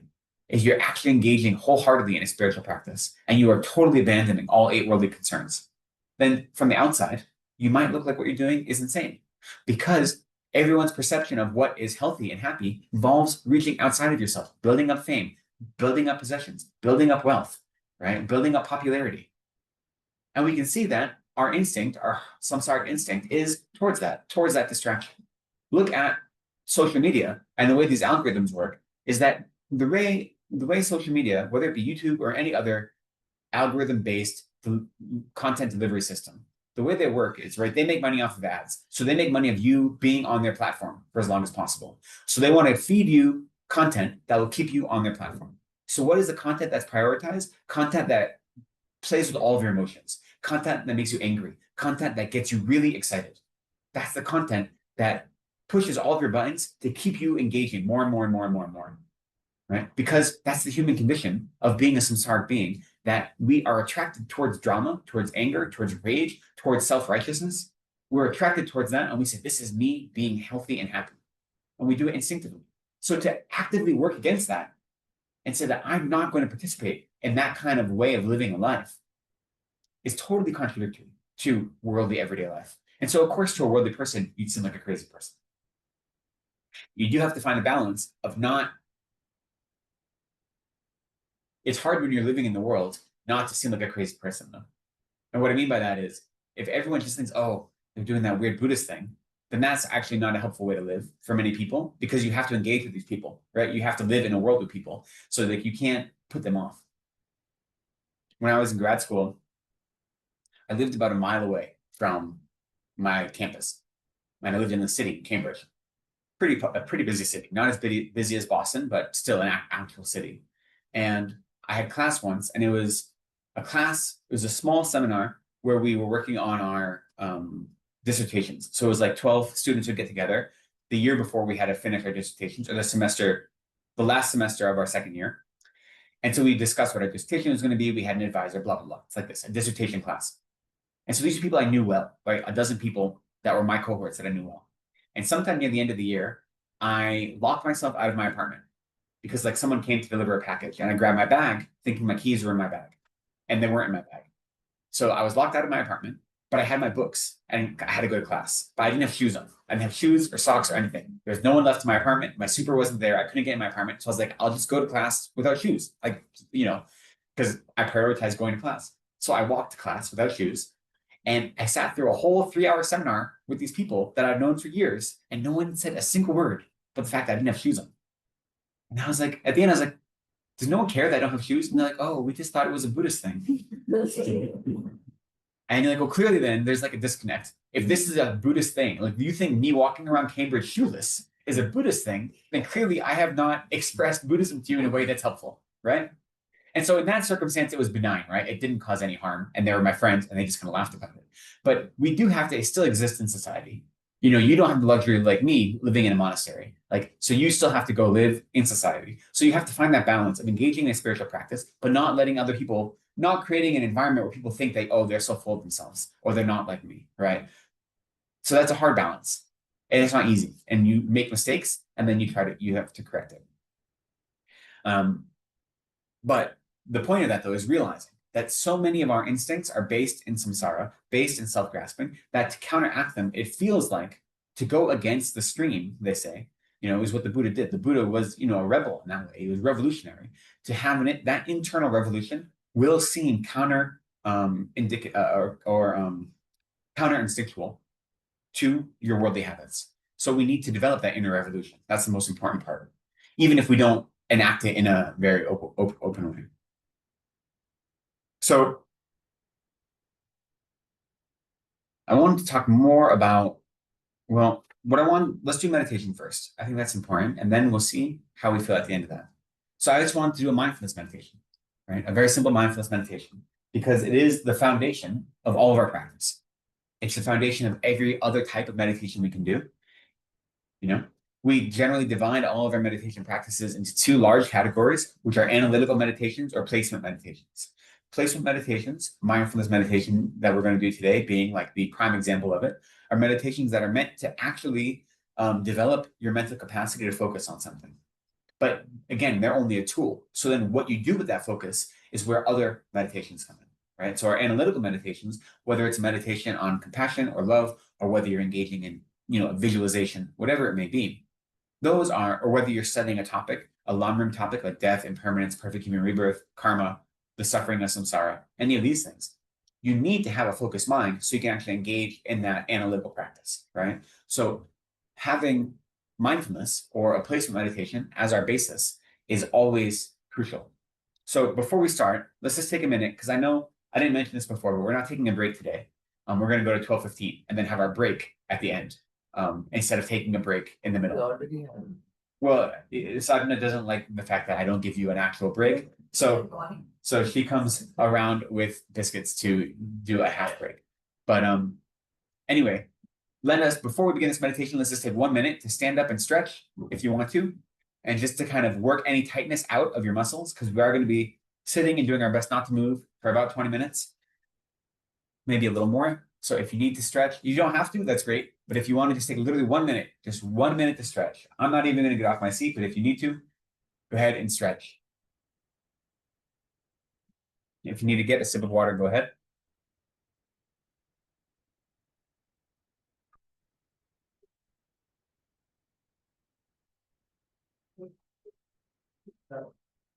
I wouldn't take the time to get biscuits or coffee because you're going to be sitting and meditating and not able to consume them. But if you need a sip of water, go ahead. If you need to stretch, go ahead. If you need to use the bathroom, go ahead. And then once we've done that, let's return to our seats. A minute goes by very quickly.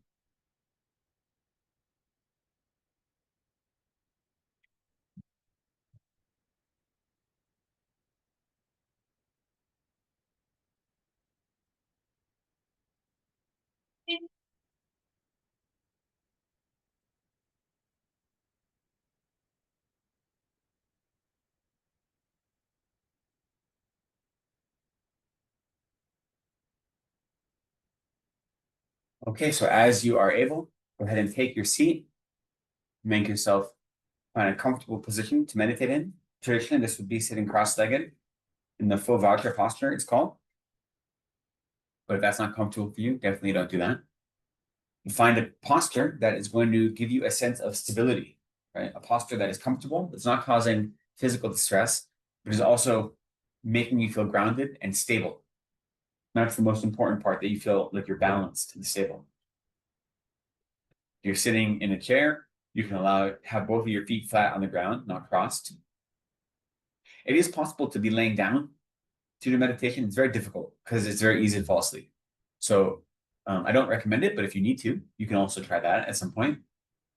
But once you've adopted a strong posture, then allow your hands they can be in the meditative posture. So your right hand on top of your left, the compassion and wisdom coming together, with your thumbs just barely touching at the level of your navel, your elbows out like this.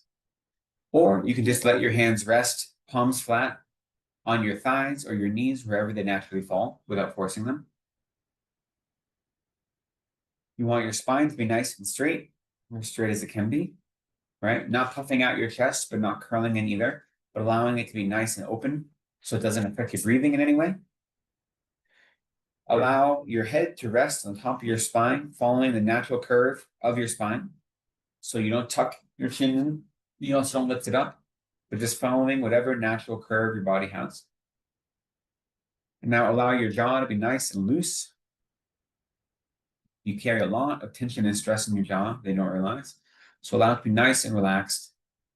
Probably it'll hang open a little bit, that's fine. Rest your tongue on the hard palate behind your teeth. And this feels unusual or uncomfortable at first, but it is a very useful part of this posture because it prevents saliva from building up in your mouth, and it helps your breathing become more relaxed. And now traditionally we'd say keep your eyes halfway open. That's the last part of the posture. Gazing down the bridge of your nose to a space in front of you, maybe 1 meter or so in front.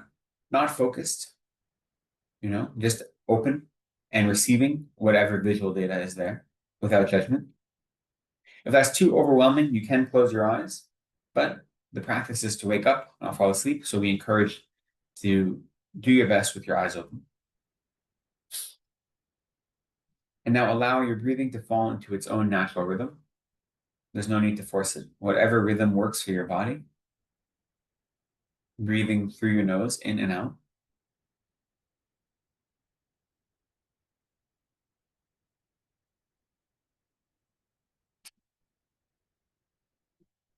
Now, as your breathing becomes regular, we're going to use the breath as our object of meditation today.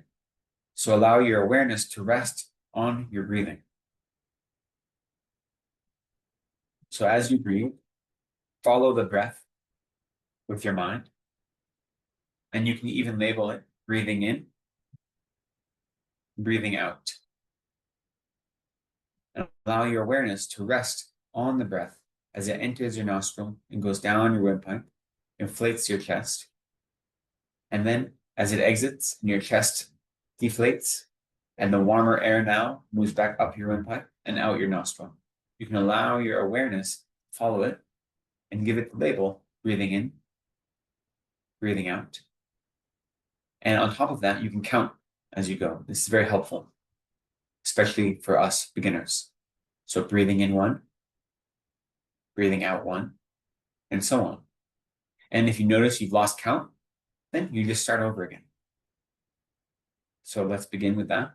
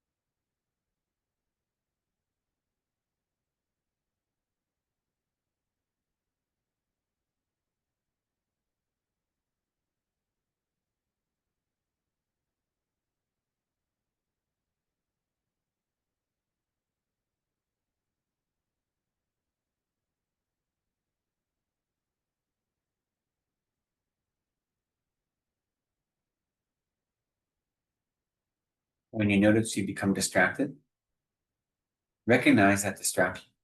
You can label it distraction, and then return your awareness to your breath. Whether it's an internal distraction, like a stray thought or an idea, a daydream, or an external distraction, like a sound or smell or a physical sensation. Allow yourself to recognize that you were distracted. And then, without any judgment, without recognizing or identifying it as good or bad, just let it go. Return your awareness to the object of your meditation without any judgment on yourself or on the distraction.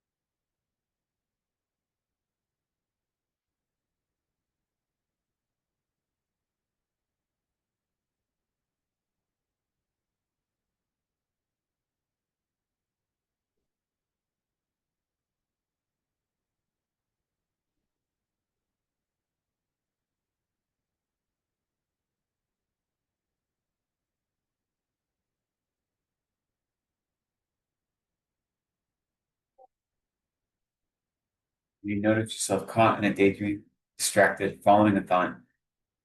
Again, no judgment. No judgment as that being a good thought or bad thought, or you being a good person or bad person for having that thought.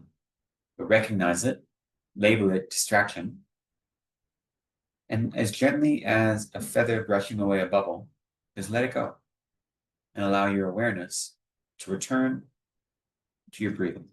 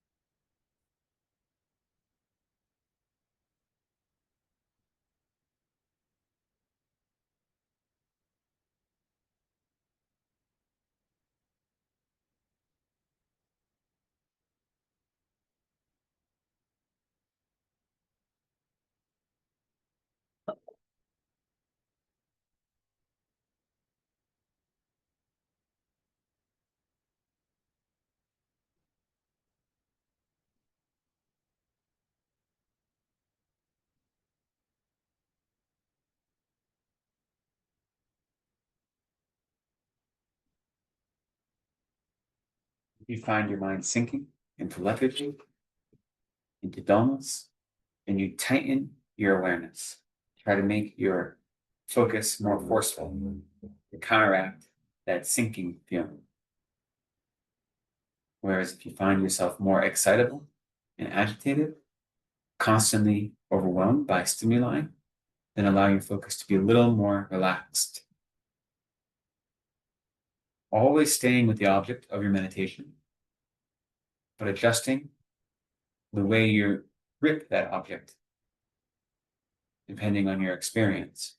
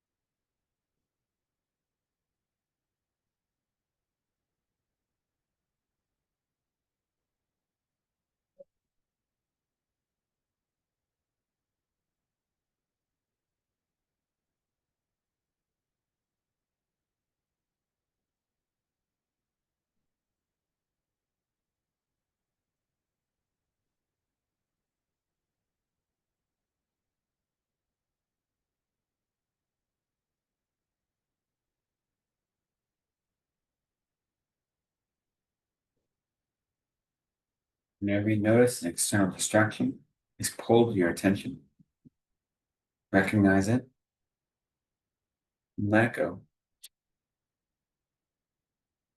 Don't follow it. Don't create further stories around it.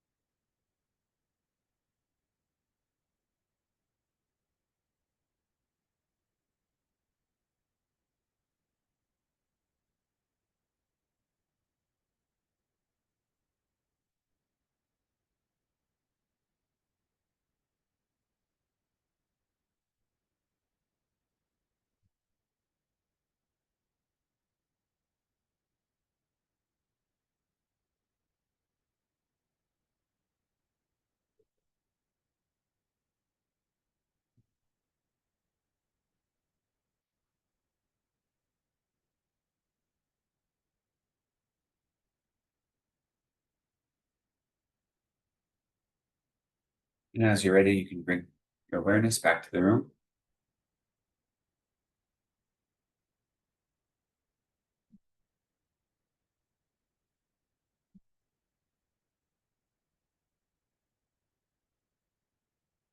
How was that?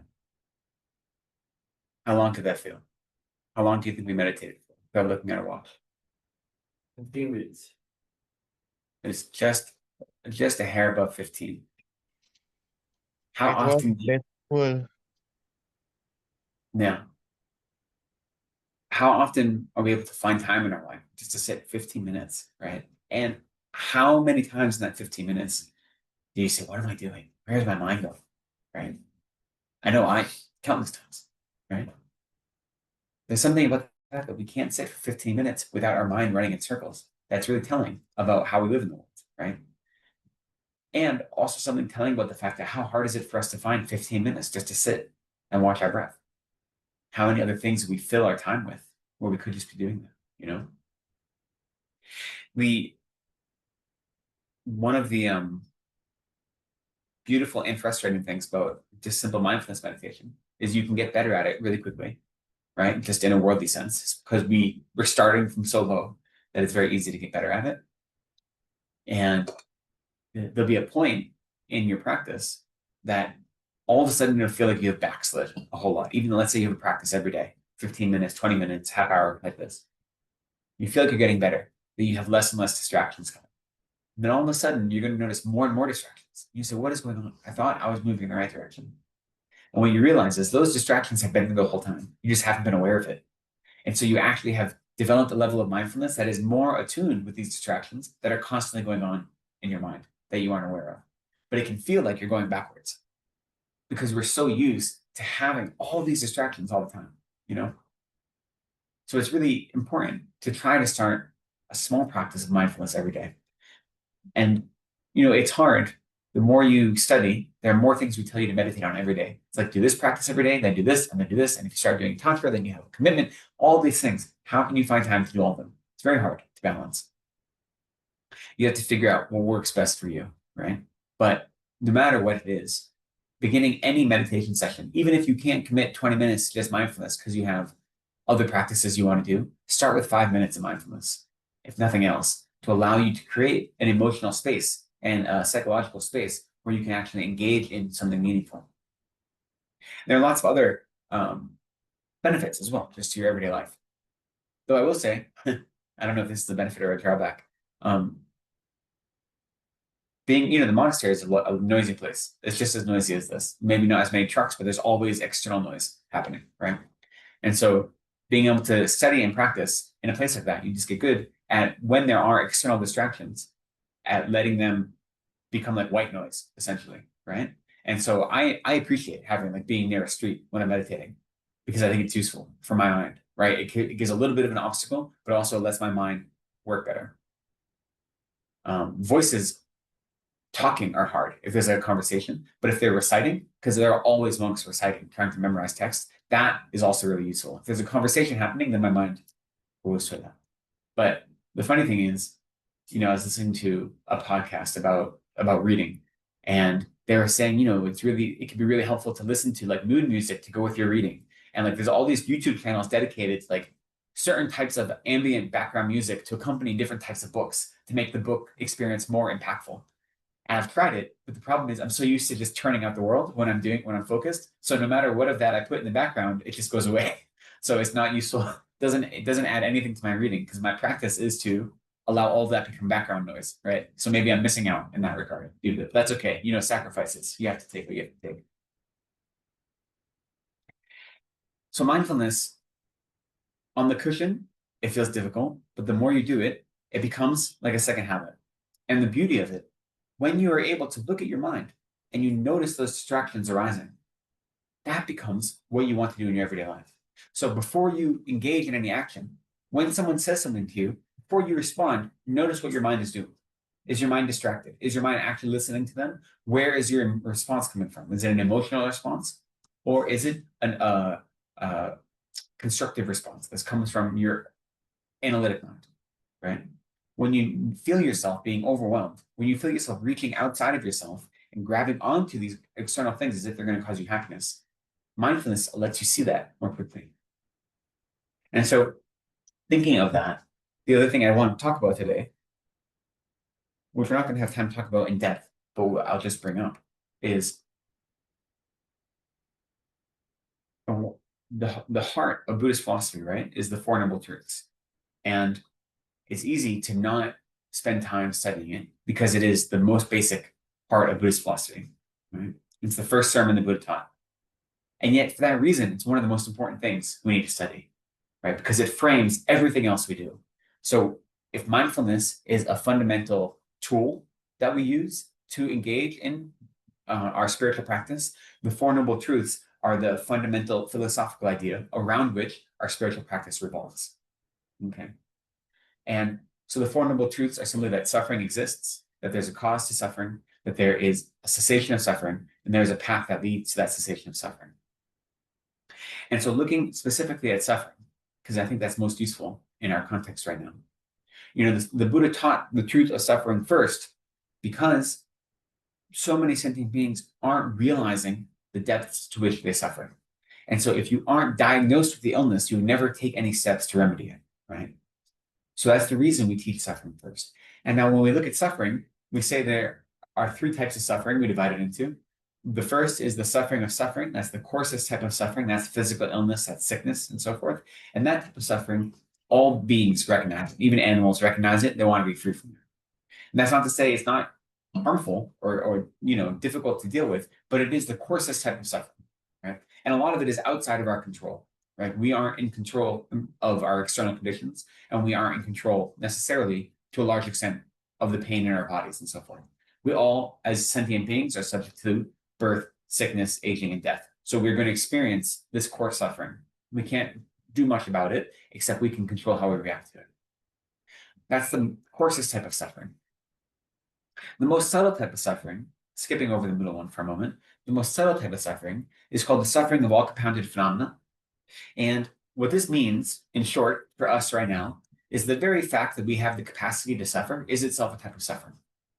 Okay, there's more nuance to it than that, but there's not much we can do about it at this point in our practice. So just recognizing that the very fact that we exist in a type of body and place that has the capacity to suffer is a type of suffering.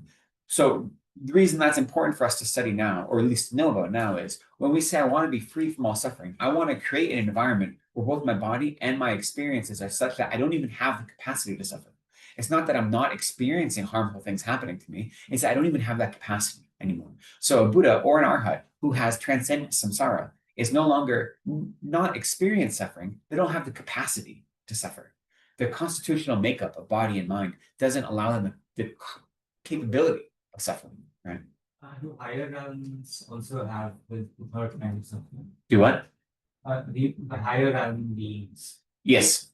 Yeah. Higher realm beings. So the gods of the desire realm, the formless realm, and the form realm all have the capacity for that. Yeah. It's only when you become an arhat, when you're liberated from samsara, that you are eliminating that type of suffering. But there's not much we can do about that actively in our everyday practice, except be aware of it, right? So the suffering that I focus most on is the second type of suffering, and that's called the suffering of change. And what that really is a bummer to talk about, but it's worldly happiness is a type of suffering, right? Our worldly happiness is a type of suffering because anything that is worldly is not going to last, right? And it's our experience of it.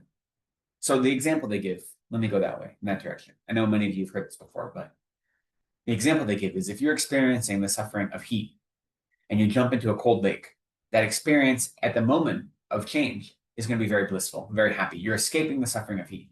But all you've really done is transform you've exchanged the suffering of heat for the suffering of cold. And in that moment of transformation, it feels like happiness. It feels like relief. But if you were to stay in that situation, all of a sudden the suffering of cold, you would notice it, right? And you would become actively suffering or notice that active course suffering. So that moment of change we call the suffering of change. We experience it as happiness or as relief, but it's really suffering. And we could say the same is true for all of our worldly happiness. Any happiness that exists outside of our mind, anything we grasp onto that we think is bringing us happiness, is really the change from one way of being, one type of existence to another. So when we have really delicious food, we're changing the suffering of hunger for the suffering of being overfull. But that moment of change is temporary. And that moment of change is experienced as happiness, right? The reason, and so the example Lama Yeshe always said, he said, if chocolate cake was happiness, the more chocolate cake you ate, the happier you'd be, right? If actual happiness existed in this object, then you can't get too much happiness. It's impossible, right? But clearly that isn't happiness because the more chocolate cake you eat, you're not going to be happier and happier. There'll be very quickly a limit where it becomes coarse, very noticeable suffering, right? And so the reason this is important for me to focus on is because it's not to say we shouldn't ever enjoy things in the world. That we shouldn't say, I'm going to, like I said, go live in the middle of a cave and like wear a hair shirt or whatever, maybe, right? I guess hair shirts are more of a Christian thing than a Buddhist thing, but that's okay. It's saying that I need to accept the things that are in my life and in my reality and my experience for what they are. That is how I can get the most benefit out of them. So when I experience pleasurable sensations, right, or external environments that bring me some sort of relief from whatever my immediate suffering is, I can enjoy that, but I accept it for what it is. It's not real suffering. It's just a mere change in my environment and in the way I relate to my environment. So I'm not denying myself that pleasure. I'm just saying this isn't real happiness. It's a change in the circumstance, right? By accepting it for what it is, it makes it more profound because you're not putting all your hopes and concerns on this external thing. You're actually engaging with the reality of that thing. And that makes it not only a practice that is more in tune with reality, but it is a practice that is developing wisdom as well. So you're able to develop wisdom, work on your own experience, the way you project happiness or suffering out to the world, and not cling on to things as if your real happiness came from outside of you. All right. So it's not saying deny pleasure. It's saying recognize pleasure for what it is. External pleasure, worldly pleasure. And then when you do that, it becomes more profound because you realize that it's not a given. Any of the small delights we have aren't guaranteed to us, right? There's no promise that we're going to receive any of them. So when you do receive them, they become that much more powerful, that brief moment of respite. And you can say, I'm appreciating this joy, this brief distraction from samsara. Now, this brief distraction from samsara, it's still samsara, but it gives me a moment to think of something else, to go somewhere else. The reason I like focusing on that is because A, I think it's the one we engage with most, that we bring about more suffering for ourselves because we label all these external things as if they were real happiness. The same goes for hardship, right? So much of our external hardship, we cling on to that as there's nothing good about this. This only exists to hurt me. This only exists to create obstacles in my life. And by doing that, you're creating more internal obstacles. And you're not getting rid of the external obstacle. You know, when you're stuck in traffic and you get frustrated at this traffic that's causing you to be late wherever you're going, no amount of frustration is going to cause that traffic to move faster. So your emotional state isn't affecting the reality you're in, but it is creating much more distress, right? So if you accept it for what it is and say, this is just the way things are, and instead of allowing myself to cling to that as being a source of my happiness or my displeasure, I recognize it for what it is. This is the situation I'm in. Then you develop a level of contentment, right? And that contentment, it isn't apathy. It isn't saying nothing matters. It's saying that my level of emotional well-being is not dependent on the environment around me. That I'm in control of that. And when there are pleasurable circumstances, then I'll incorporate those into my emotional well-being. And when there are unfavorable or difficult or harmful circumstances, anything I'm able to avoid in a healthy and meaningful way, I will. And when I'm not, I won't allow those to cause my mind to be disturbed. I'll just accept them and incorporate whatever I need to do because my reality has changed now, right? The situation I'm in has changed. So instead of longing for what doesn't exist, I'm going to deal with what actually exists. And when we're able to do that, and that's hard, like it's easy to talk about, it's hard to do all the time. But the more you practice and the more you engage, even in mindfulness meditation, then in your everyday life, those things become clear to you more quickly. So, I talked about how I was fortunate that my family never was upset with me becoming a monk and so forth, because they saw that my practice of Buddhism helped navigate or helped tame my anger, because I was such an angry young man. It's not like my practice all of a sudden meant that I wasn't angry. I don't feel anger, right? I still have anger all the time. Okay. But hopefully I'm able to see it before it overwhelms me and before I act out of anger, right? And now eventually, the more you practice, you wouldn't develop anger at all. You wouldn't develop displeasurable minds. You wouldn't develop that mind of repelling against objects that are displeasing to you, because you wouldn't be projecting any real existence on those objects. So there would be no need to develop a mind that repels them, right? That's part of the practice. And you'll get glimpses of that as you practice. But before you get to that stage, you just get to the stage where you all of a sudden you say, oh, wait, I have anger. Like, why am I angry about this? And you can catch it before you act on it. And that's huge. That's so important, because so much of our activities in our life, we do mindlessly, right? So even developing mindfulness that allows you to be aware of your reactions, you stop engaging in samsaric instinctive reactions and you start engaging in constructive activity, right? And so you take a moment to look at your mind and how that mind is being buffeted by the circumstances, by the external environment. And then you try to engage with whatever you're doing, whether there's another person or a circumstance you find yourself in a way that is not being tossed around by your emotional state, but instead being born upon your wisdom, right? And your ability to recognize what is the best option in this situation.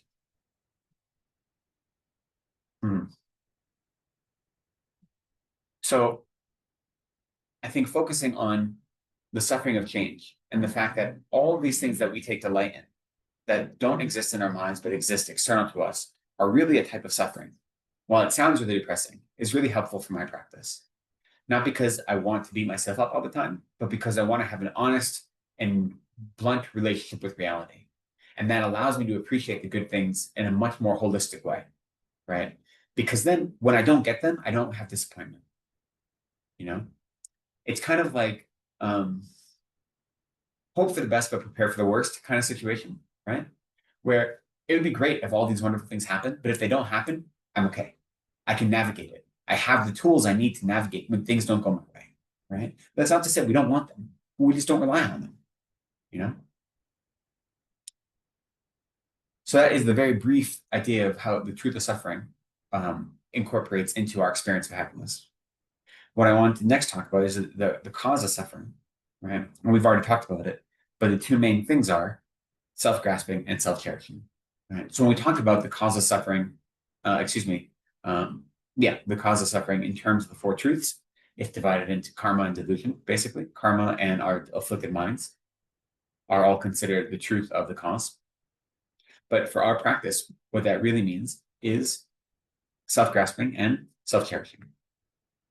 It's important to know that karma is the truth of the cause, because when you eliminate karma, then you will eliminate, when you eliminate suffering, you eliminate karma, right? They go together like that. And so in order to eliminate all suffering, you have to stop engaging in negative karma, right? Because if karma is the cause of suffering, then you cut off the cause, you cut off the result. But for our purposes, every day, for right now, thinking of the cause of suffering, I think boiling it down to self-cherishing and self-grasping are a really strong place to start our practice, and to have that being a central part of our everyday practice. Whenever I'm engaging in the world and I see something that I'm gravitating towards, I ask myself, or I try to ask myself, what is motivating this action? Am I doing this simply because I want immediate pleasure? Am I doing this because I think this will make me look good, people will compliment me, or I might move up in society? Or is there actually a Dharma reason that I'm engaging in this? I think this can actually be beneficial to me. So when you are requested to give a presentation at your job or your school, or you're requested to do something like this, why do you want to do that? Is it because you think you have some insight that can help, you can share with others? Or is it because you want people to look at you and say, oh, he's really good at his job, right? He's a great teacher. I'm so happy that he's teaching at our Dharma Center, right? Let's promote him on Facebook like this. Why are you doing what you're doing, right? And a lot of time we don't have the choice in some of our external actions, especially if it has to do with our family or our job or our workplace or our school. We have to do these things, right? So maybe we can't change the external things we have to do, but we can make sure that we're doing them for the right reasons. And we aren't staining our actions with worldly minds, because then any of our activities can become part of our spiritual path. So Lama Zopa Rinpoche says, everything you do during the day, if you do it motivated by a mind of compassion, it becomes a spiritual practice. So you need to live with compassion. You don't just meditate with compassion. You don't just serve others with compassion, but you breathe with compassion. You live with compassion. You die with compassion. Everything you do can be motivated by compassion, and then it becomes part of your spiritual journey, as opposed to just something you're doing, Venerable, how can making a sales presentation be a spiritual practice or a Can be neutral rather than. I'm sorry? Yeah, you can make it a neutral rather than non-virtual. Yeah, it's hard to really find a way that capitalism and spiritual practice can coincide, to be quite honest. But what you can do is you can make sure, at least as Shanti suggests, that if this is something I'm doing for my job, right? There are so many things we have to do for our work. So why do you go to work, especially if you have a job that you don't like, right? Or a job that isn't serving others in a meaningful way, whether it be in sales or whether it be, a janitor, whether it be a postman, whatever it may be. You have this job that isn't directly affecting others, maybe in a beneficial way that you can see. Why do you go to that job? How can you do that job with this Dharma mind? You recognize, okay, I'm doing this because I want to engage in a spiritual life and a spiritual practice. That means I need to have at least some sort of beneficial conditions that will allow me the opportunity to engage in my spiritual practice. That means that living on the street or living without food makes it much more difficult to practice, at least at the current place I am, right? If I was some yogi living in the mountains, great. Living off nettle soup like Milarepa, great. I'm not there. If I only had nettle soup to eat, I would not be very good at Dharma practice because I would be distracted and hungry all the time, right? My practice isn't there.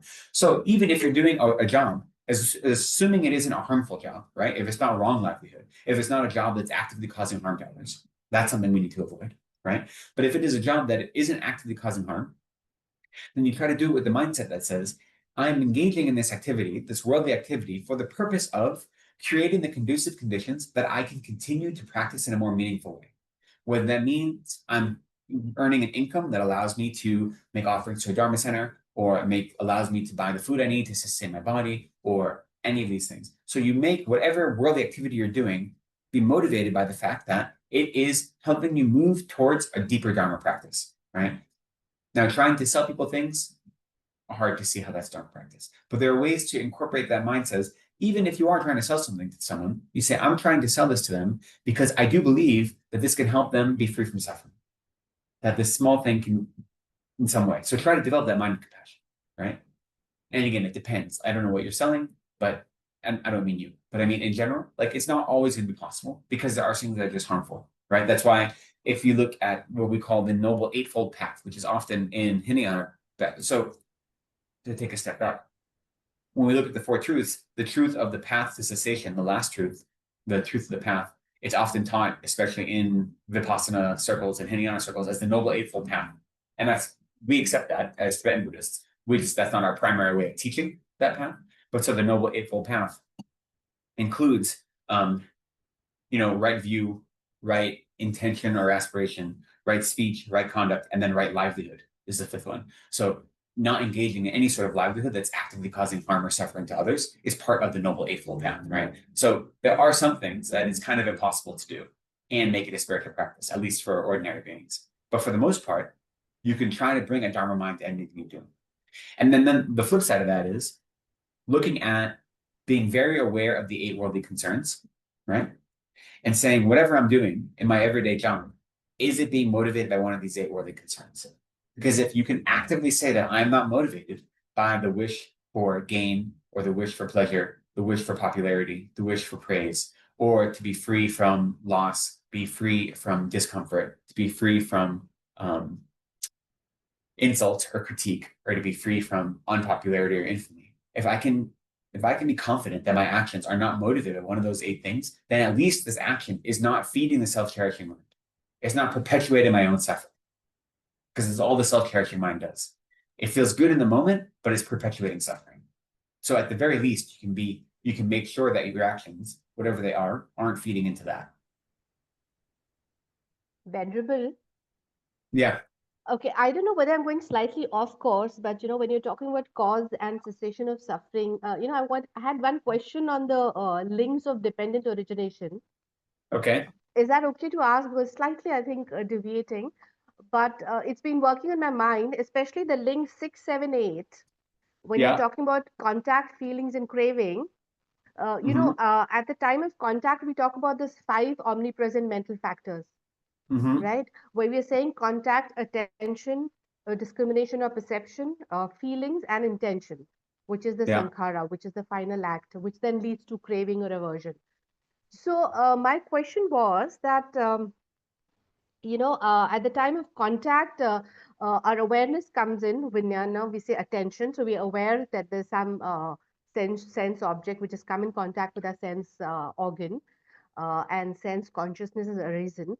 But at the time, on the basis of our past experience, we perceive the discrimination that happens saying, I like it, I don't like it, which then leads to a pleasant or unpleasant feeling, a sensation, right?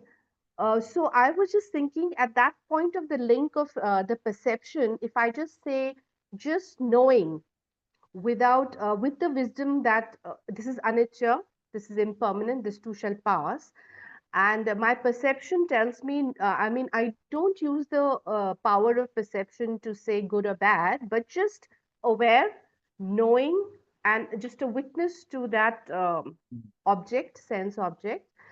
So as soon as I stop my perception from saying, categorizing it good or bad, none of my pleasant, unpleasant feelings will arise. None of my intention or sankhara will arise, and the rest of the link of the dependent origination will just collapse.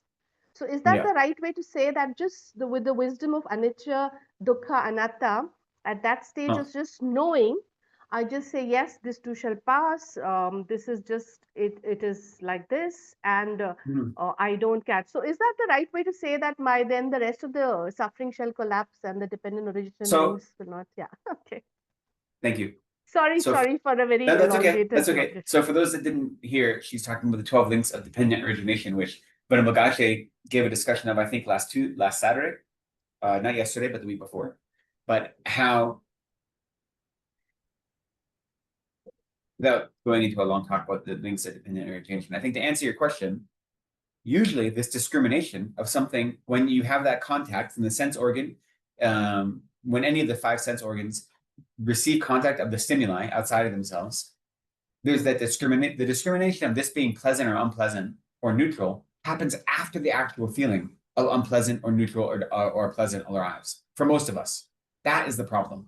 You don't discriminate that this is a pleasant sensation and then pleasure arises. It's that you have the sensation of pleasure and then you label that as pleasurable, right?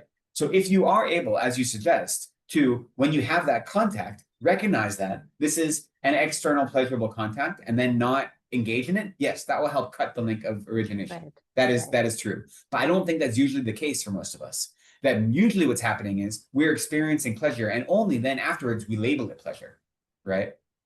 Like this, the But feeling that's our comes up. perception labeling it. As soon as the contact happens and we become aware of it, the attention happens, isn't it But a how often perception are we aware which of it? comes That's the question. before? Oh, Are we okay. really aware of it? You know, most, if you are aware of it, then yes. But most of the time, what happens is you have the contact, you know, you see something beautiful and you have the sensation of that, of experiencing the desire for that beautiful thing before you even have the recognition that I've engaged in that contact, right?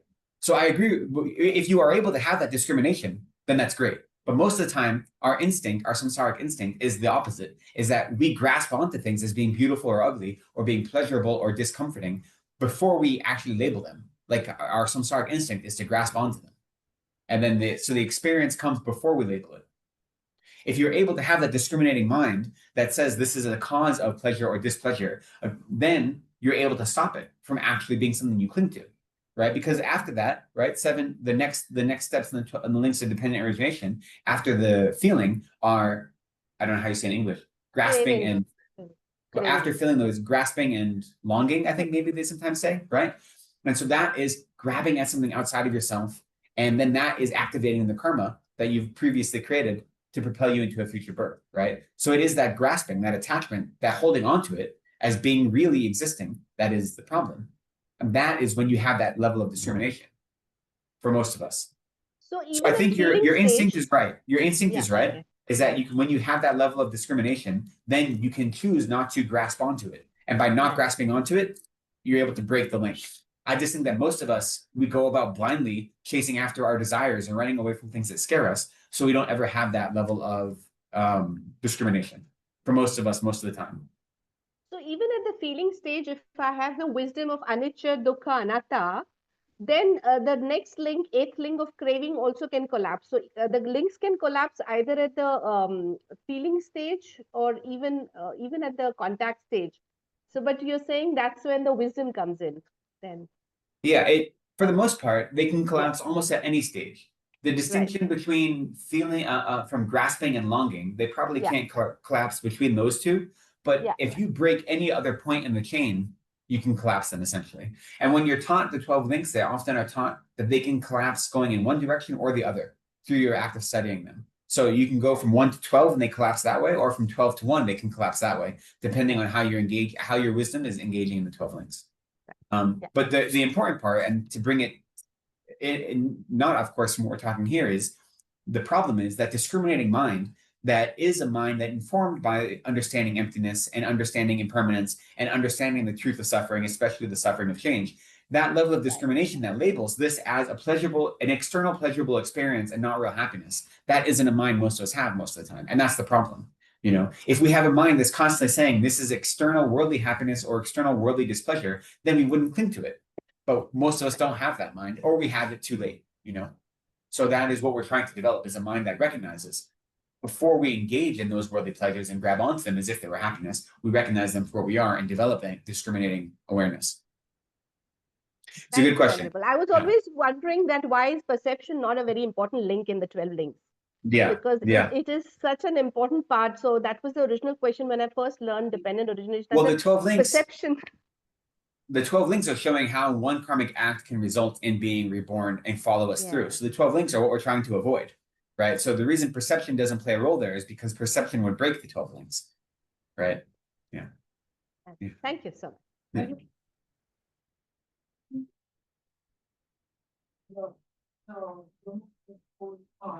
Yes, such a huge. You mentioned just now, and because the 8-point on is the fourth of the noble, the four noble truths, right? And so, and it's the word of the Buddha. Yeah, so the Eightfold Path isn't, the Eightfold Path is one way of explaining the fourth of the Four Noble Truths, but it isn't the fourth noble truth. It's a way of explaining it. So it's the fourth is the truth of the truth of the path, right? There's a cause to cessation. So technically, when you study the truth of the path is actually referencing the mind of meditative equipoise on the nature of reality, because that's what actually causes the truth of cessation to arise in an actual way. In a conventional way, when we talk about the truth of the path, it's all of the practices and understandings that lead us to developing the cessation of suffering. And so the Eightfold Path is merely one way of explaining that. But in Tibetan Buddhism, it's not focused on because there are other ways to explain it. So in our tradition, especially, we look at Loma Tsongkhapa's the three principal aspects of the path. So developing minds of renunciation, bodhicitta, and wisdom. And the reason is that they're just different ways of categorizing the same practices. So you can look at how the Eightfold Path are all contained within the three of renunciation, bodhicitta, and wisdom. And so if you're actively practicing those three, you are practicing all 8 aspects of the Eightfold Path and so forth. There are different ways of categorizing it. So the Tibetans just that isn't the primary means that they found useful to categorize the practice, but they're not denying it. And in fact, the Eightfold Path is considered part of the 35 enlightened minds or enlightened activities, or what do they say? Gyalten, Gyalten, the 35 enlightened activities of Buddha or a Bodhisattva. Or enlightenment factors of enlightenment, that's what they call it. The 35 factors of enlightenment includes 9 or 37. So sorry, 37. What? Not 39. 37. Yeah, 37. Sorry. I was so focused on yesterday's. That's how we say in English, right? Janchok. The factors of enlightenment. The 37 factors of enlightenment include the Noble Eightfold Path. So it is explicitly taught in a number of teachings, but it's just not taught in the context of teaching the path of cessation. The path, the truth, the dealing with Tibetan and English today is rough. The truth of the path of cessation. It's not taught in that context, but it is accepted, and it's just taught that those 8 are included in other ways of teaching. So that's all. It's explicitly taught in other areas of Tibetan Buddhist philosophical thought, but it's not necessarily focused on. When you try teaching the four noble truths, they just find other methodologies to teach those same 8 aspects. Even when you're teaching karma, right? So having right speech and right action includes all the 3, avoiding the 3 non-virtues of body and the 4 non-virtuous of speech, and then engaging in the 3 virtuous activities and 4 virtuous activities. So those are also included. So just teaching the 10, when you teach karma, you end up teaching a whole good section of the Eightfold Path as well. So it's just the same material taught in different ways.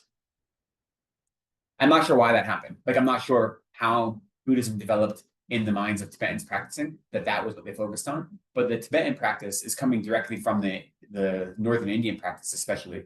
And so the Hinayana practice developed down in Sri Lanka and in Southern India before. So they're just due to the environment and the students, different ways of teaching the same material, coming at the same thing from different angles. I'm not sure what historical developments caused that, but that's the philosophical rationale. If it's useful to you to meditate on the Eight Noble Path, then it's definitely useful. It's definitely a valuable practice to meditate on. I don't know. I think renunciation, bodhicitta, and wisdom is pretty easy. Excuse me, easy to meditate on. Developing them takes a lot of work, but easy to meditate on. Okay. Yes, please go. Earlier in this teaching about how, developing your mind doesn't mean just staying blissed out and not doing anything for the world. Yeah. I want to ask your thoughts on what feels like righteous anger. Mhm. Because, every time I want to hit post on something related to a war or one of our leaders, I feel like in that moment, I'm actually developing a mind of anger that is more similar to that of the object of my anger. Mhm. And yet at the same time, that fuels activism, Mhm. so you're not just sitting around doing nothing. I just want to invite your thoughts on that. Yeah. Well, I would push back on the idea of anything you do on social media fueling activism, but just in general, I'm not sure how effective it is for anything. But I think it's a really important topic, and it's something I've thought a lot about. And so Buddhism doesn't accept the idea of righteous anger. We say any anger is always anger. It's always destructive. Of all of the negative minds, or excuse me, all of the afflicted minds, anger is the only one that's always negative, right? So if you look at the other kleshas, the other afflicted minds, such as desire or even ignorance, they can be neutral, right? But anger is always negative. It's the only one. So there's no such thing as righteous anger.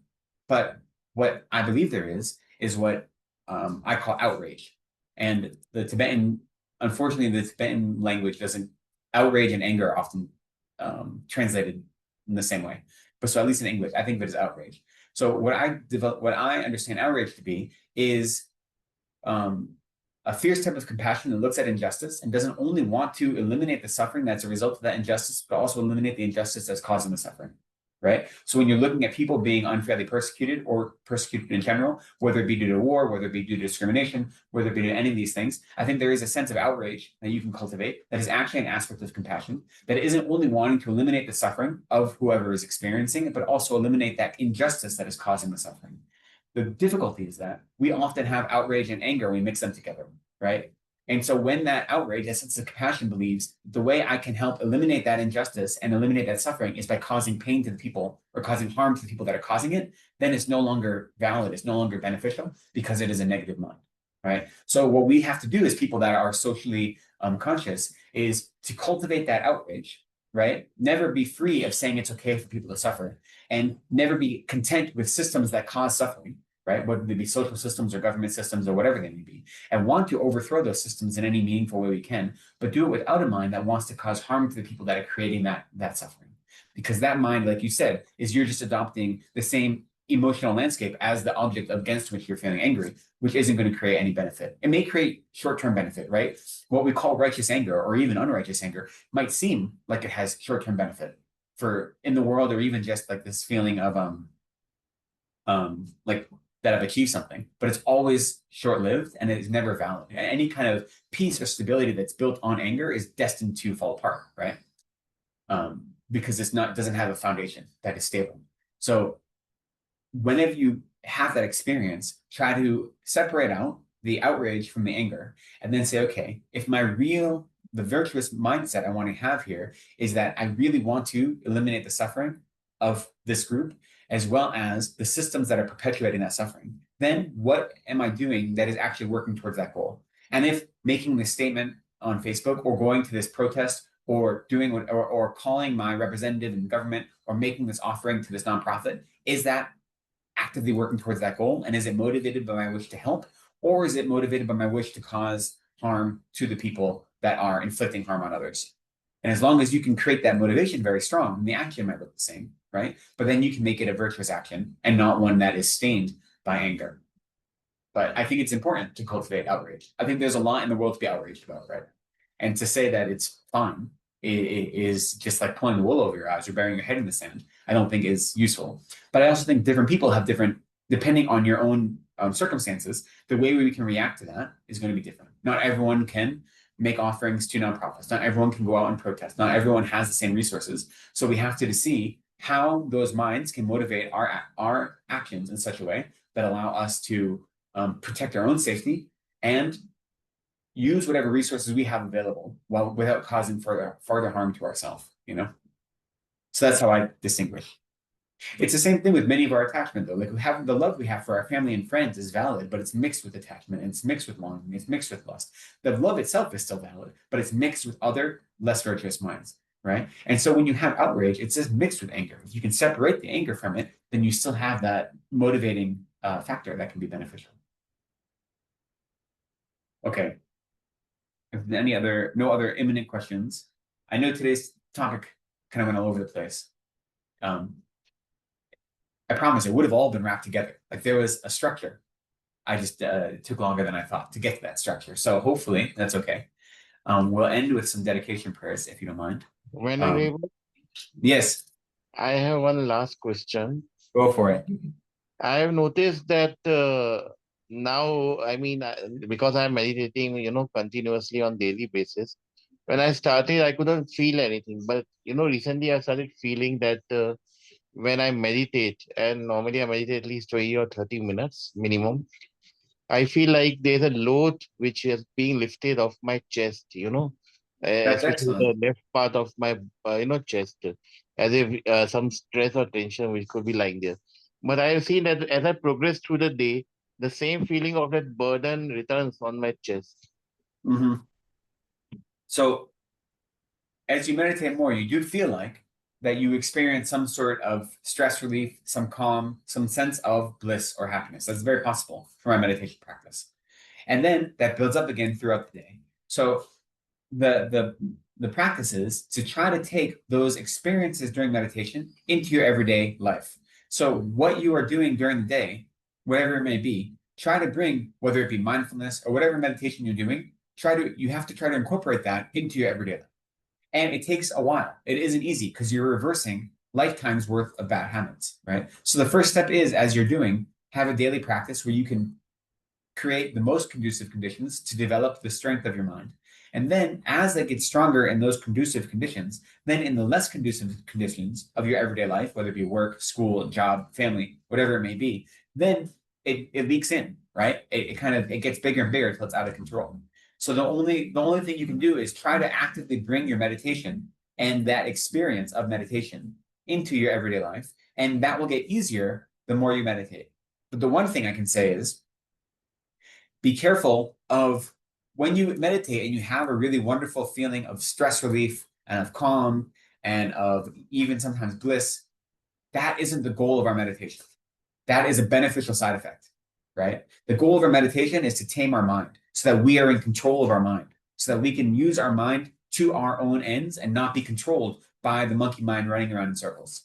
And when you're able to do that, you feel like a burden is lifted from you. And that is wonderful. And you can appreciate that. But if your goal is, I just want to de-stress, I just want to relax, then your motivation is necessarily limiting the capacity of your mental growth, right? So any kind of beneficial side effects we should definitely rejoice in, but they shouldn't be the aim of our practice. Those are what help inspire our practice to continue. Which is why the Dalai Lama always says, if greedy people were wise, then they could be greedy in a wise way, which is always work for others, because then you receive more in exchange. So you could be a wise, greedy person, because the act of serving others brings about benefit to yourself, even if that's not the intention. So the act of meditating, even doing mindfulness meditation, will bring about a sense of calmness or relaxation or relief of stress. But if that's the primary goal of it, then it'll work to do that in small doses, but you're really limiting yourself. You're building a box around yourself. So don't let that be the focus of your meditation. Let it be a beneficial side effect. And then try to bring that experience of meditating into your everyday life.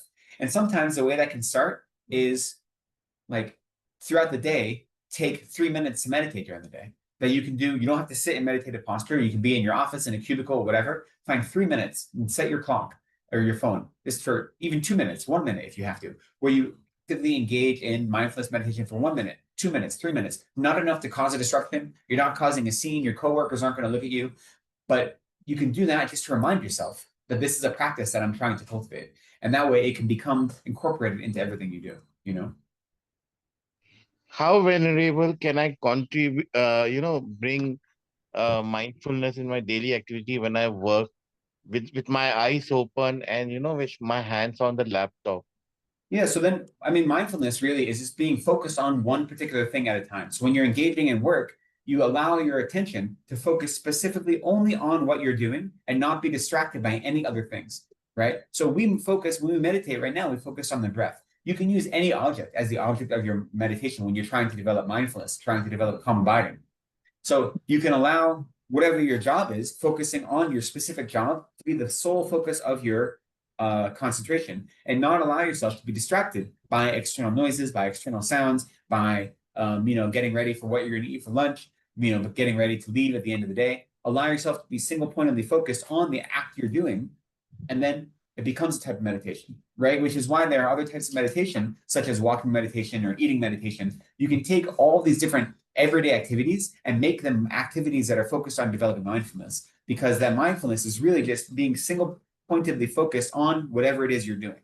So in our sitting, we're focusing on the breathing, but you can focus it on anything, right? There is one last question, Venerable. I've noticed Okay. that when I slow down, whatever activity I do during the day, be it brushing my teeth, working, Yeah. when I slow down, I become more attentive, more focused. And it's easy for me to, do mindfulness, be in control. But as I hasten the process, like if I'm at work, Yeah. I'm continuously typing full speed and I'm hastening during the day. It becomes difficult for me to be mindful and to be focused. Yeah, I mean, I think you kind of answered the question in itself. When you're able to slow down, then you're able to develop a level of deeper mindfulness and attention. And when you go fast, you're inviting more distraction, right? And that is true for everything we do, which is why living in a fast-paced society makes it hard to develop mindfulness. And our society and our culture is encouraging us not to be mindful. So intentionally slowing down is a way to invite more mindfulness into your everyday practice. But I think we're gonna have to leave it there because I've gone 20 minutes longer than I intended to, maybe more than that. So I apologize. Hopefully, there's been some benefit today.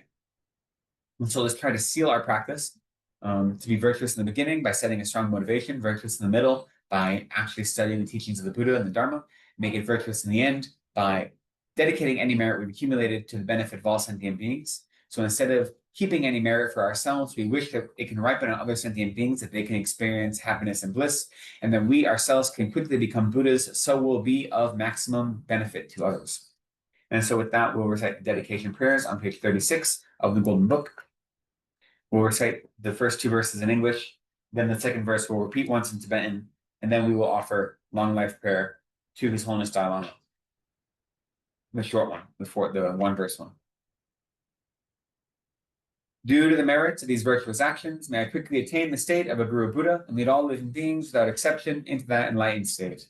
May the supreme jewel of bodhicitta that has not arisen arise and grow, and may that which has arisen not diminish but increase more and more.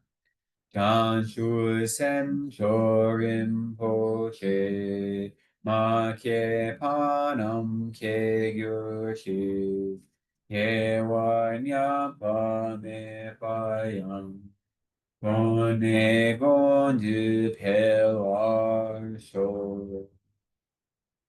In the land encircled by snow mountains, you are the source of all happiness and good, all powerful Chenrezig Tenzin Gyatso. Please remain until samsara ends. Thank you so much, everyone. Just an announcement for our future activities. Next week, there'll be meditation in the park. So I won't be joining, none of the teachers will be joining, but that whole is being organized and it sounds actually really wonderful. So I hope you can join us for that. And then the week after that is when we will resume a new series of teachings. So on Saturday afternoons, right now they're going to be from 5 to 7, our Saturday afternoon teachings. Starting on July 5th for 4 weeks, it'll be on refuge. So there'll be 4-week teachings on refuge. And the Sunday teachings will continue to be practical Buddhist philosophy and meditation to bring happiness in everyday life. And that'll be starting on July 6th. However, July 5th is that Saturday is the 10th of the Tibetan month, which is a Tsokte. So we're probably going to be offering a Lama Chopa, a Guru Puja on that day. And the 6th, July 6th, is His Holiness Dalai Lama's 90th birthday. So there'll be a teaching on that day, but we'll also do something to recognize His Holiness's birthday. It might be a sutra reading. It might be a short puja. It might be, we're not quite sure yet. We probably should figure it out soon. But there'll be a teaching combined with something to recognize and celebrate the birthday of Dalai Lama, since it happens to be on a Sunday. And so that'll be on July 5th and 6th that I'll be returning. And but there will be activities next Saturday. There'll be an online activity that's being organized, some sort of discussion, I believe, which I think is really helpful. And then on Sunday, there'll be meditation in the park. So that is all what is coming up. And all of that is available on the WhatsApp group and on the website as well. So just wanted to make sure everyone knew. Thank you very much. Thank you. Venerable, on behalf of the center, everyone who's attended online, and thank you so much for your teachings. Thank you for coming all the way, and I hope you get back soon. Thank you. Thank you for coming. Thank Don't you, thank me. Venerable. Thank all of you. Thank all of you for coming. I appreciate it. Yeah, thank you. Now, please enjoy some tea and biscuits. Those of you who are here in person and at home, enjoy some tea and biscuits as well.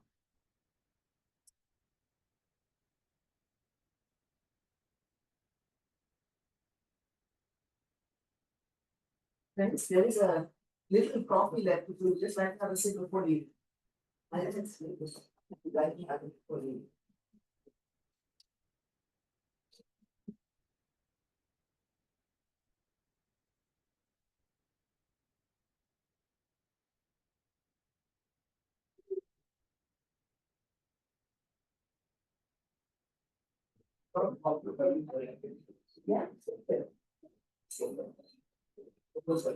Hi, thank you everyone for joining.